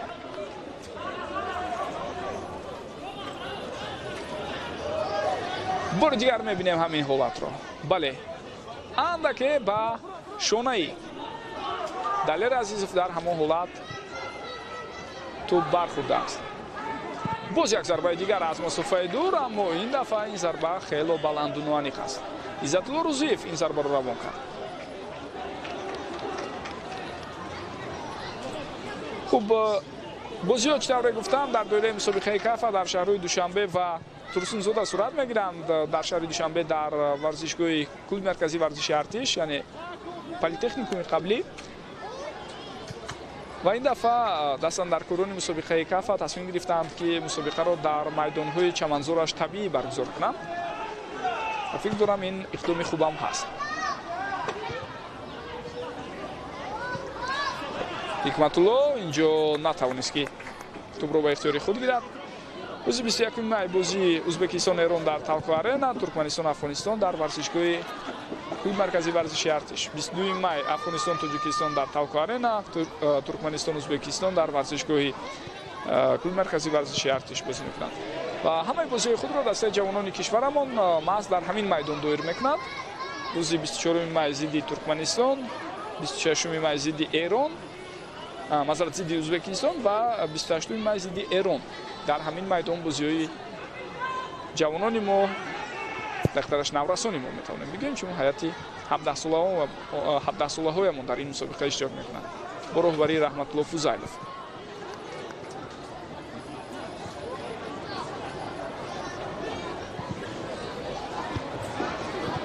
ва инам бинандагони гиромӣ дар он шаб рӯзе аст ки чемпионати ҷаҳон байни дастаҳои мунтахаби ҷавонони то 20 сола дар кишвари Аргентина шурӯъ мешавад.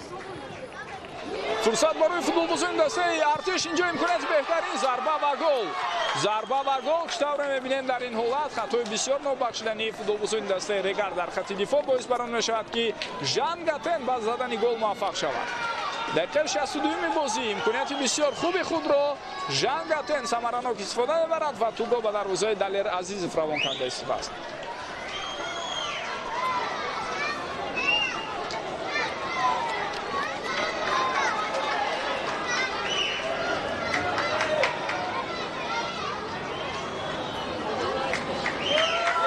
бор дигар бубинем ту ба судовози Регар Артур Принц ба назди Жан Гатен омад. Бахтиёр Қаландаров ва дигар дифоъгарон натавонистанд ки пешроҳи Жан Гатенро бигиранд ва ба осонӣ тӯбро ба дарвоза равон карда истодааст легионери дастаи артиш.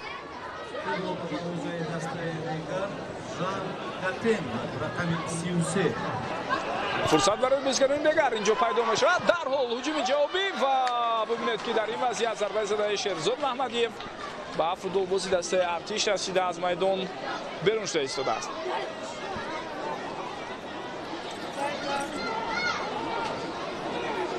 чун ҳисоб кушода шуд, фикр дорам боз ҳам ҷолибият дар ҷарони бозии имрӯза бояд бештар шавад. партофти тӯб аз вазъияти стандартӣ ва дар ин ҳолат футболбозони артиш хеле хуб бозӣ карданд.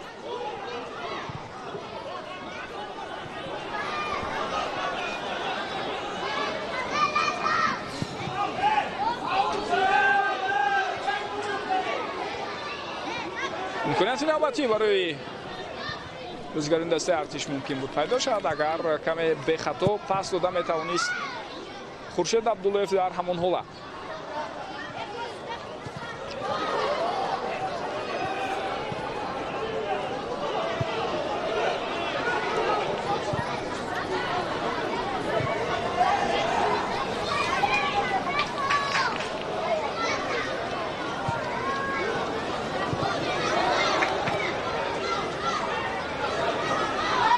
дар маркази майдон бубинед ба осонӣ тӯбро аз даст дода истодааст Ҳикматулло Расулов ва идомаи ҳуҷуми футболбозони дастаи артиш, аммо дар ин ҳолат Хуршед Абдуллоев соҳиби тӯб шуда натавонист.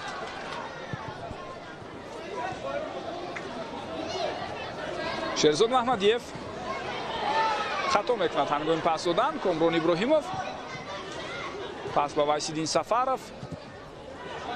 Комрони Мирзонажод мубориза давом дорад ва дар ин ҳолат вайрон шудани қоидаи бозӣ аз сӯи Комрон Иброҳимов ба назар мерасад. тағйирот дар ҳайати дастаи Регар ва ин нахустин футболбозе аст ки иваз карда мешавад. аз майдон гирифта шуд Акбар Шелдори Ораш рақами 31 ва ба майдон мебарояд ба ҷои ӯ рақами 7 Расул Файзов.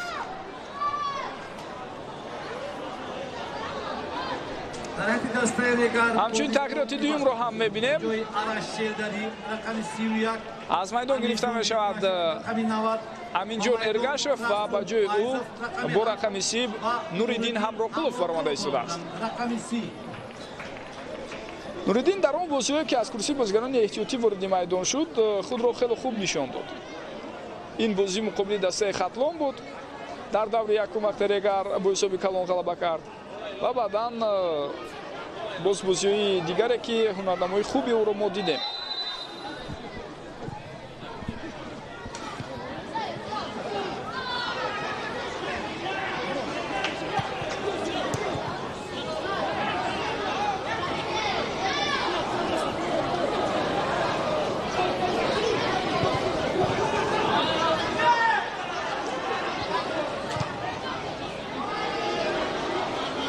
Расул Файзов, Шурат Элмуродов, паси ӯ ба ҳамдасташ, Нуриддин Ҳамроқулов. Паси бисёр хуб ба қафо ва дар ин ҳолат акнун футболбозони артиш боз ҳам имкон намедиҳанд ки Регар ҳуҷумҳои худро давом диҳад. Артур Принс,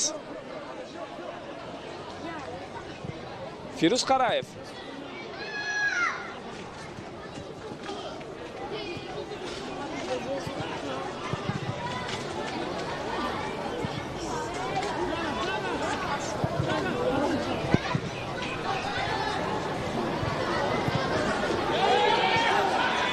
читавре мебинем ин талошое ки ҳоло тӯли чанд дақиқаи охир доранд футболбозони дастаи Регар натиҷа надода истодааст.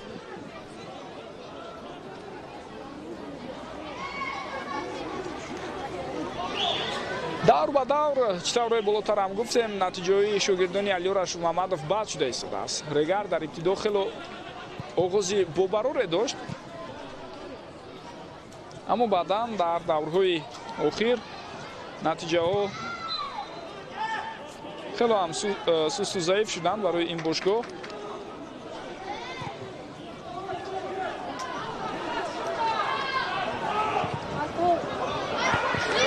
партохти навбатии тӯб аз сӯи Фирӯз Қараев ва ин дафъа ҳам муборизаи бозигарони Регар дар дохили ҷаримагол самаре намеорад. Қаландаров хеле хуб мубориза бурд. Шӯҳрат Элмуродов, паси ӯ ба ҳамдасташ, Шоҳрух Сангов, Қараев, Расул Файзов, Артур Принс,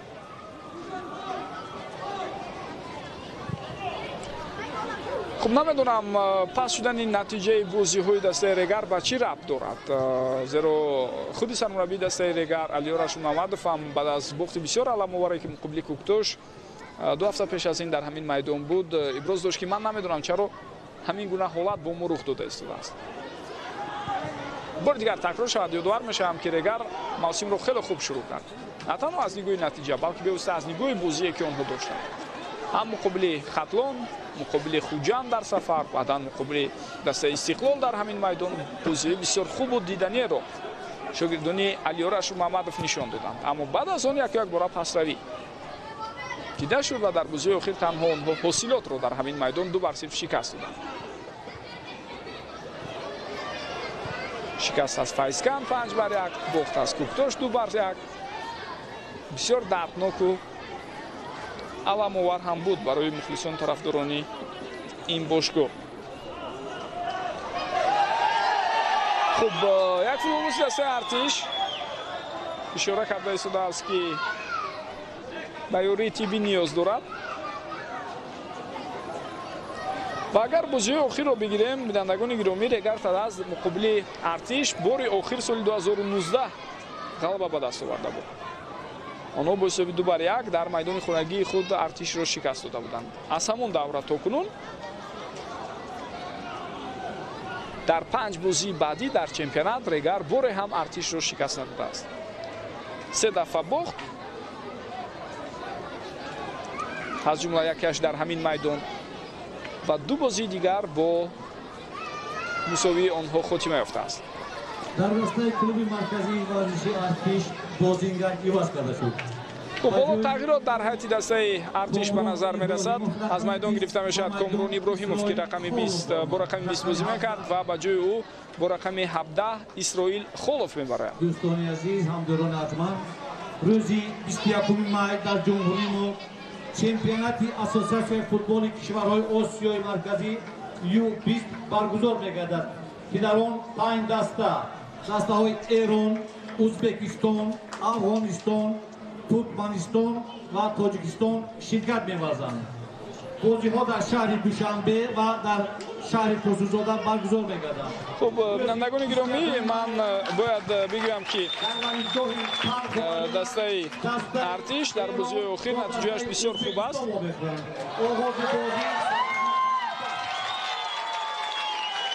аз ҷумла онҳо ду давр пештар аз ин хуҷангро тавониста буданд дар сафар 2-0 шикастиянд ва пештар аз ин мусовиҳо муқобили Файзканд ва ҳамчунин дастаи Истиқлол ҳам дар 5 бозии охир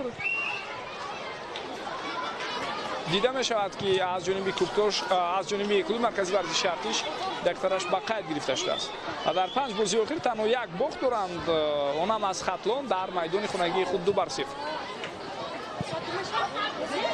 ки шояд каме ғайриинтизор ҳам буд.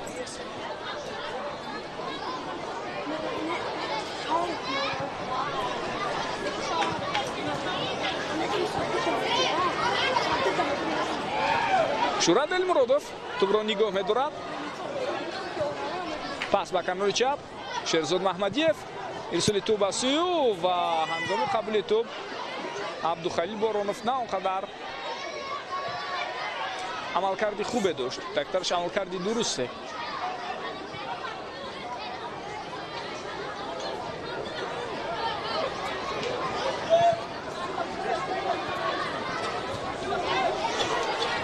Элмуродов паси навбати ӯ имконият барои футболисони дастаи Регар ва зарбаи кунҷӣ ба фоидаи дастаи мизбон аст. тӯб аз Билонг Ҷерард майдонро тарк кард дар ин ҳолат. зуд тӯбро ба бозӣ медаронанд футболбозони дастаи Регар. Партофти тӯб, имконияти бисёр хуб ва бубинед ки дар ин ҳолат боз ҳам маълум мешавад ки пештар аз оне ки зарба зада шавад ва фикрам қоидаи бозӣ вайрон шуда буд.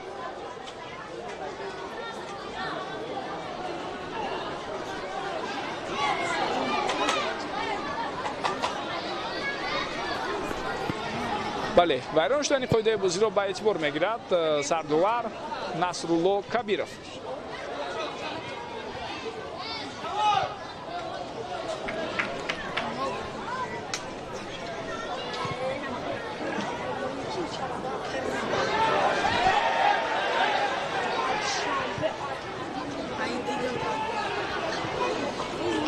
аслан дар даҳсолаи дуюми асри 21 агар ба таърихи рақобатҳои байнихудии Регар ва клуби марказии варзиши Артиш таваҷҷӯҳ кунем, пас солиёни зиёд артишиён наметавонистанд Регар Тадазро мағлуб кунанд. ин аз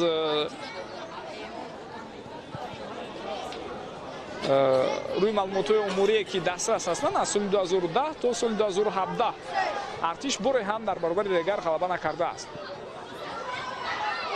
амас дар соли 2017 онҳо ба силсилаи бозиҳои нокоми худ муқобили Регар нуқта гузоштанд ва тавонистанд 2-0 пирӯзӣ ба даст оранд дар майдони хонагии худ.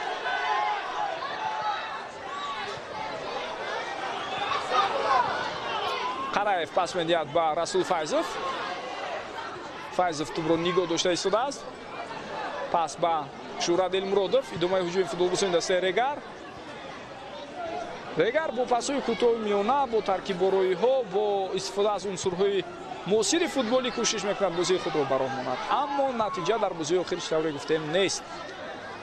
албатта аз як тараф услуби хоси бозие ки онҳо ихтиёр карданд қобили қабул аст. на ҳама дастаҳо дар лигаи олии футболи кишварамон кӯшиш мекунанд бо ҳамин гуна услуб, яъне бо истифода аз унсурҳои муосири футболи ҷаҳонӣ бозии худро барон монад. аммо баъзан вақт натиҷа албатта аз ҳама чиз болотар меистад. фурсати навбатӣ ва Суроххоҷа Юсупов ин ҳолатро бартараф мекунад. андакам бошад бо нуки панҷаҳои худ дар ин ҳолат Юсупов ба фикри ман ба тӯб расид. биёд бубинем вазъияти мазкурро. бале, чунин менамояд ки баъд аз партофте ки дошт Шорух Сангов дар ниҳояти кор тӯб ба панҷавои суҳрубпӯҷои Юсупов расида аз майдон берун шуд. Ҳикматулло Расулов ирсоли тӯб ба сӯи ӯ, фурсат барои бозигарони дастаи Регар. довар ишора мекунад ки бозиро давом додан лозим аст. ва бозигарони Артиш ҳоло имкони ба аксул ҳуҷум фирор карданро доранд.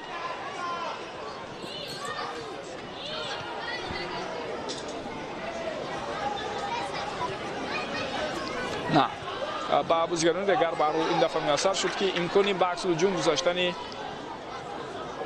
футболбозони меҳмонро надиҳанд. худи Регар акнун ҳуҷумро бояд давом диҳад. ҷоанда ки мавқеи худро иваз кардани ним муҳофизатгарони дастаи Регар ба назар мерасад, яъне Шорух Сангов ба канори чап омадааст.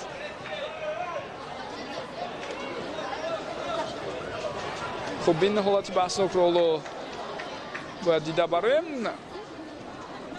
на дар ҳар ду ҳолат ҳам вайрон шудани қоидаи бозӣ инҷо мушоҳида нашуд. ва Шерзод Маҳмадиев футболбози дигар ним муҳофизатгари канорӣ аз самти чап ба рост рафт акнун.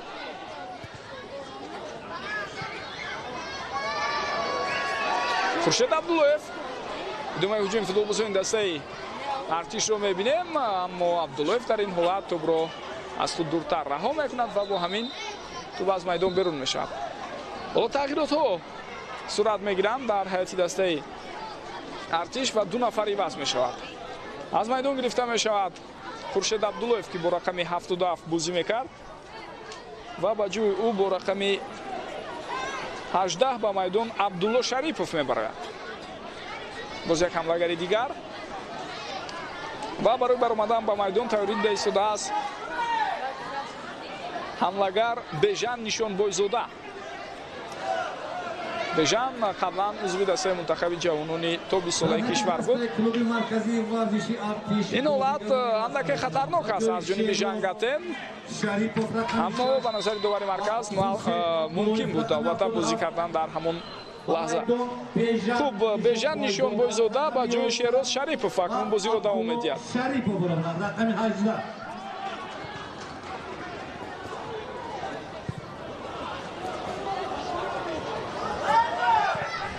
хуб то ҳамин лаҳза дар ҳайати дастаи Артиш бинандагони гиромӣ 4 футболбоз иваз карда шуд. онҳо имкон доранд боз танҳо як нафари дигарро иваз кунанд. Фирӯз Қараев инҷо дарҳол ба ӯ садгузорӣ мекунанд ва иҷоза намедиҳанд ки партофти тӯбро анҷом диҳад.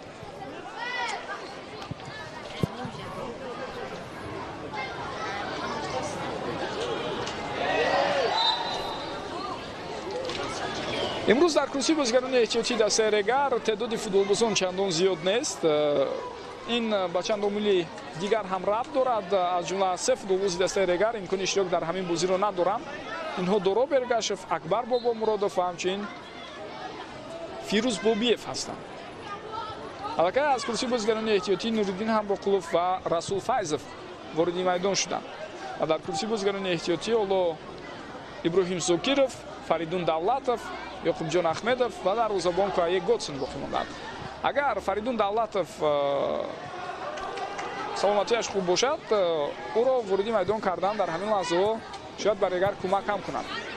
аммо дар бозии охир чунин ба назар расида буд ки андаке осеб гирифта аз Фаридун ва шояд маҳз аз ин сабаб мо имрӯз ӯро дар ҳайат надидем.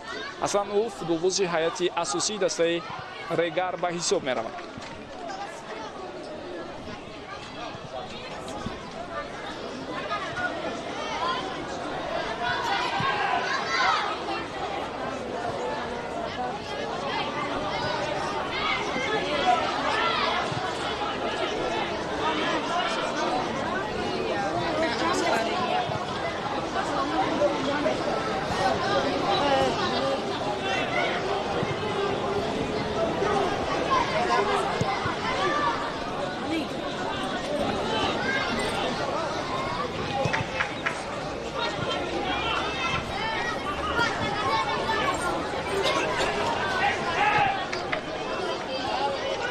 Шорух Сангов паси на он қадар дуруст буд аз сӯи ӯ. هم بازیکنان رگر کوشش کرده ایستادند هجوم نوبتی را تشکیل کنند. سهراب خوجا یوسفوف در این وضعیت به خطا بازی میکند. دسته ارتش بینندگان گرامی تاکنون تنها یک غلبه دارد در همین موسم، مانند مقابل دسته خوجند در سفر به دست آورده شد و ارتشیان 5 بازی را مساوی کردند، در 2 بازی دچار باخت شدند. ابتدای موسم برای آنها به نهایت بد بود که این باعث از مقام سرمربیگی باشگاه رفتن اهل‌الدین توردیف شد.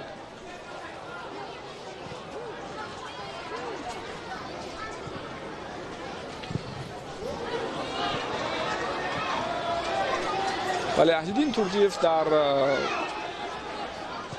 یک زمانی کوتاه راهبری باشگاه دیگر را بر دوش گرفت.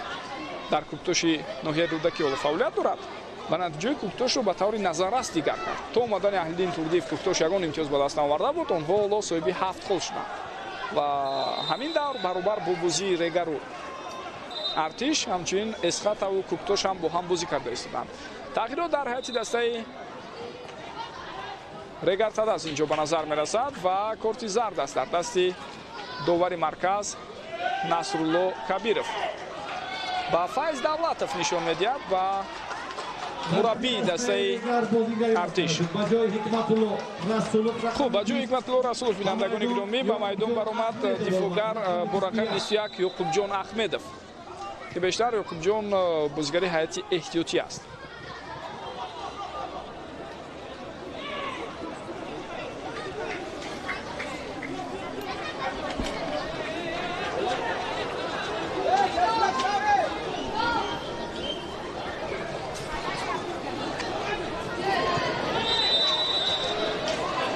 قیده بازی مقابل جنگتن ویران می شود.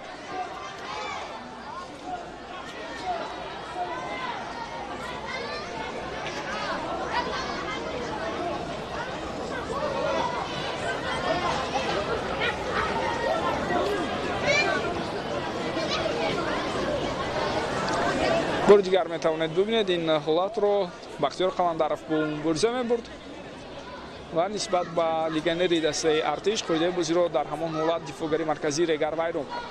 وضعیت استانداردی با اشتراک فوتبالبازان دسته مهمون.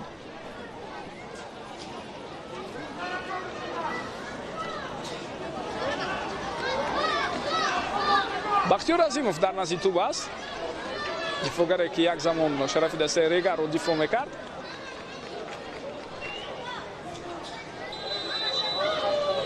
اجازه داده شد. پرتافتی توپ به سوی او و ببینید که در این حالت باز هم دفاعگران رگر خالی میگذارند و آزادانه اجازه میدهند تا حریف از یک موردی که خیلی نزدیک بود به دروازه ضربه زند و وقتی آنها به فکرم آنجا از میدان بیرون شدن توپ به اعتبار گرفته شد در همون حالت.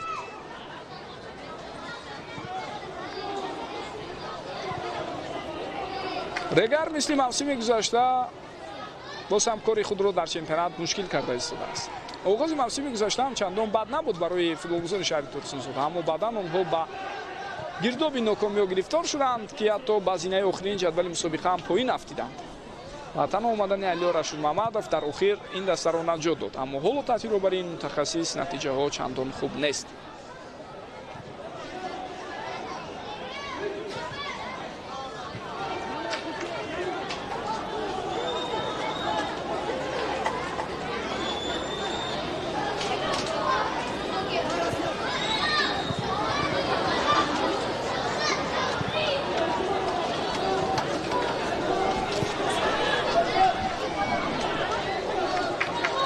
بختیار قلندرов رسول فایزов ادامه هجوم فوتبالبازان دسته رگر را اکنون دیده نمیتوانیم.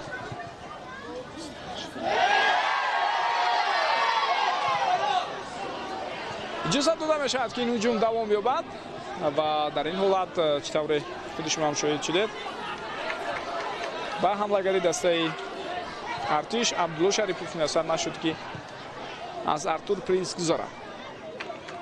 قراев پرتافت دیاگونالی تو با سوی او با شاروخ سنگов در این حالت، اما سنگов توپ را قبول کرده نمیتواند.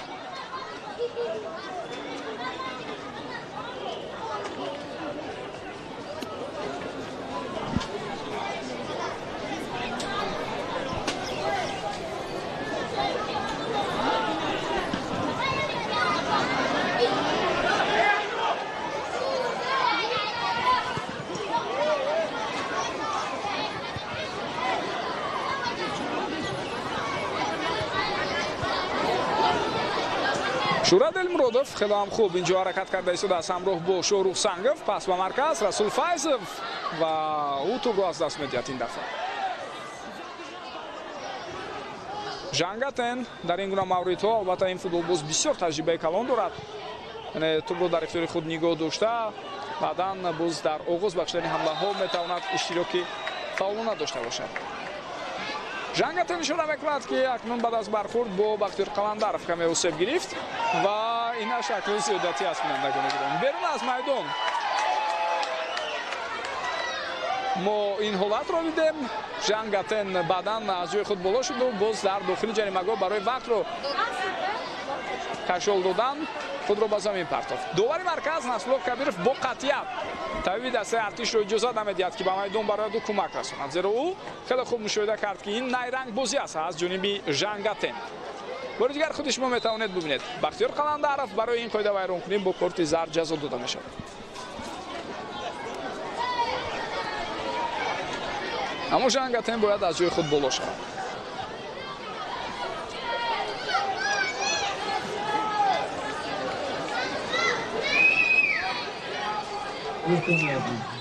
Dastaya legal, golü nadabuda çempionat obrozi istiyorum seyirmay da noge ründeki bu dastayı köktoş mevzular. аз Жангатен футболбозони дигар акнун тӯбро гирифтанд. барои онҳо то рафт вақт камтар боқӣ монда истодааст. 3 дақиқа аз вақти асосӣ ва мумкин 3 ё 4 дақиқаи дигар илова карда шавад аз ҷониби довари марказ Насрулло Кабиров. ҷо офсайд аст барои футболбозони дастаи артиш. марҳилаи якуми чемпионат бинандагони гиромӣ хотима ёфт. Истиқлол пешсаф буд бо 17 имтиёз, Эсхатаи Хуҷанд дар зинаи дуюм ҷо гирифт бо 16 хол ва Хатлони Бохтар бо 12 имтиёз дар зинаи сеюм мавқеъ касб кард. баъдан Равшан, Файзканд, Ҳосилот ҷо гирифтанд ва дар зинаи ҳафтум Регар Тадас. артишиё дар зинаи ҳаштум ҳастанд. Куктош ва Хуҷанд зинаҳои охиринро ишғол мекунанд. аммо баъд аз хотимаи ин давра албатта натиҷаҳо метавонад хело тағйир ёбад. барои мисол як ғалаба артишро аз зинаи ҳаштуми ҷадвали мусобиқа мумкин аст то ба 5 гунаи аввал ҳам барорад.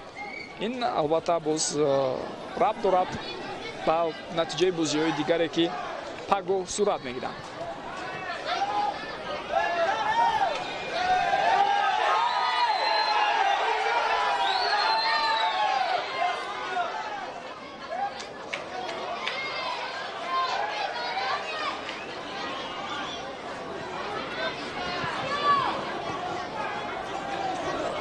Жангатен устоди моҳири вақтро кашол додан аст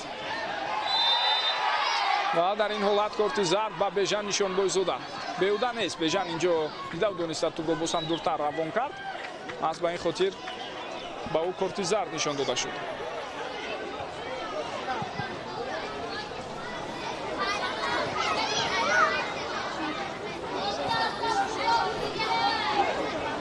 дастаи артиш аслан хело кам гол мезанад. то ҳамин рақобат онҳо 5 гол сар дода буд, 5 гол зада буданд. инак имрӯз голи шашуми худро заданд ва шумораи голҳои сардодаашон ҳам ба 6 баробар аст. фурсат барои бозгарони дигар на муваффақ намешаванд ва артишиён акнун ҳуҷуми ҷавобӣ ташкил карда истоданд. Вайсиддин Сафаров ӯ ҳам ба канор меравад то ин ки боз чанд сонияи пурхидмати дигар ба ин тартиб талаф ёбад.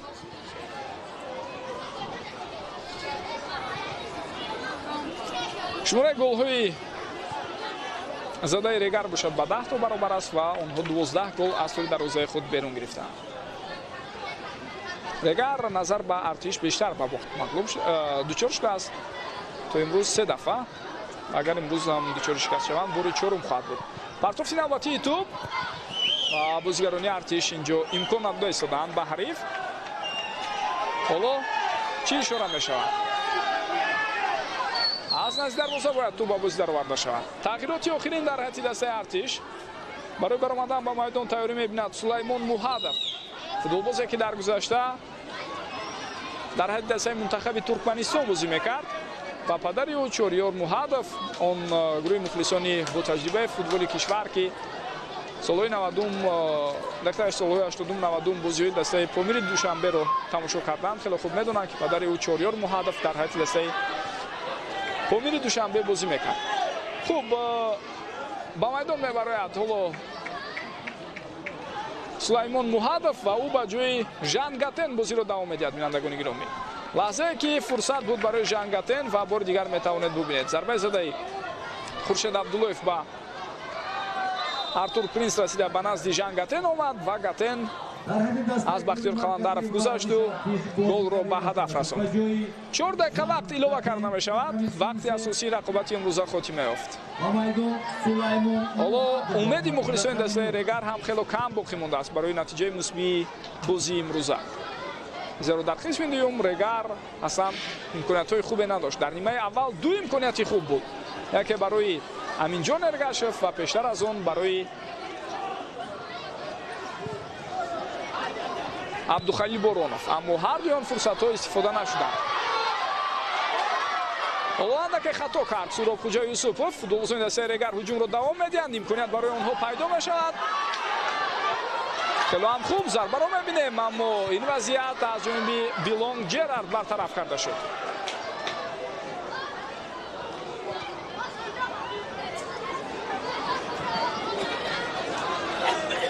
охирин талошҳои футболбозони Регар барои ҳадди ақал мусовӣ кардани натиҷаи бозии имрӯза.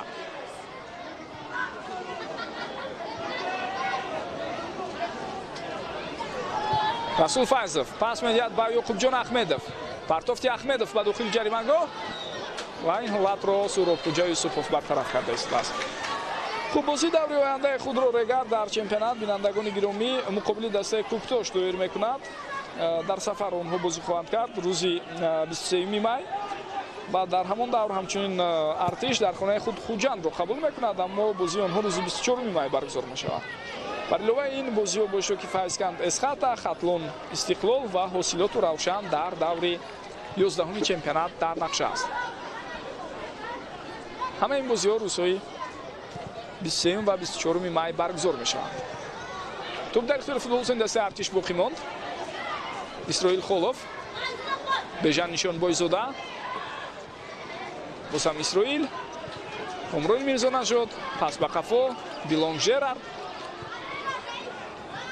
оромона ва бо боварӣ тӯбро нигоҳ медоранд футболбозони дастаи Артиш. Бахтиёр Азимов, партофти тӯб ба сӯи ӯ, инҷо акнун Артур Принс ин вазъиятро рафт кард.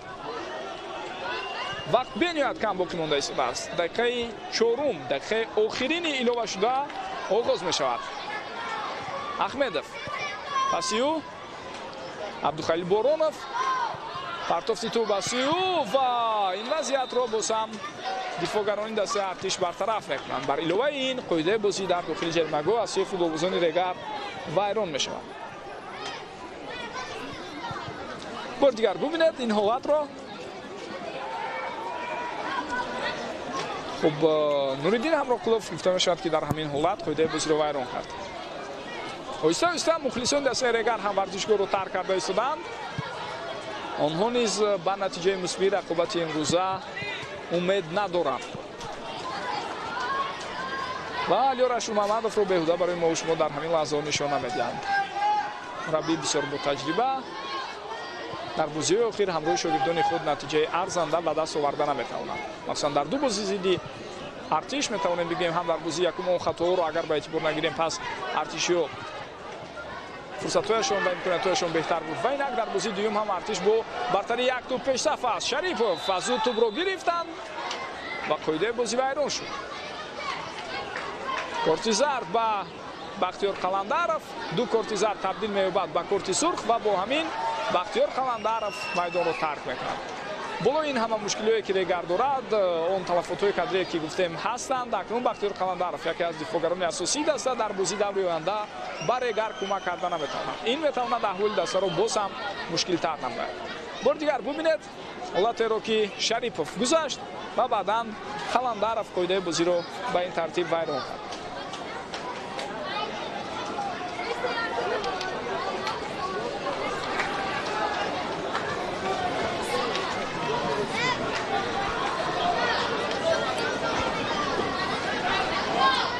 дақиқаи иловагии америкайҳо хотима ёфтанд, аммо ин вазъияти стандартиро бояд албатта ба пуррагӣ истифода барад дастаи артиш ва танҳо баъд аз он садои штаки довар баланд хоҳад шуд ва натиҷаи ниҳоиро мову шумо мебинем. Аммо ба эҳтимоли зиёд артиш дар ин бозӣ 3 имтиёзи заруриро ба даст овард.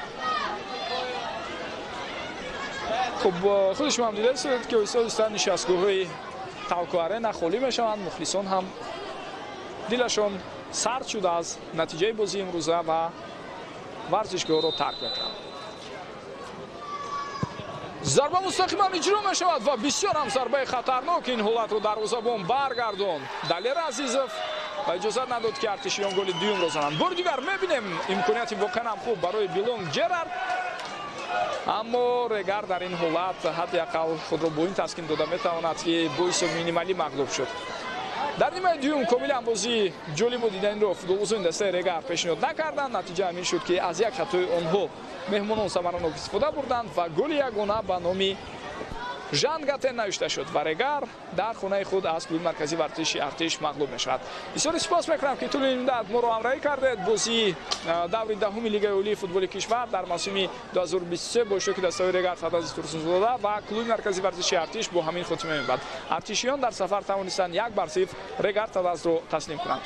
гурӯҳи эҷодию техникии шабакаи телевизионии варзиш барои таҳияи ин гузориш ба шаҳри Турсунзода ташриф оварда буданд ва дар ҳамин лаҳзаҳо мо низ гузориши худро аз варзишгоҳи Талко Арена ҷамъбаст мекунем. дар назди микрофон шӯраи Парвизи Маҳмадамин буд. коргардони нақобат Султон Барзудиев ва ёвари ӯ Комрон Нуриён имрӯз дар хидмати шумо будем. то дидорҳои дигар сеҳатманду муваффақ бошед. хайр, бинандагони гиромӣ.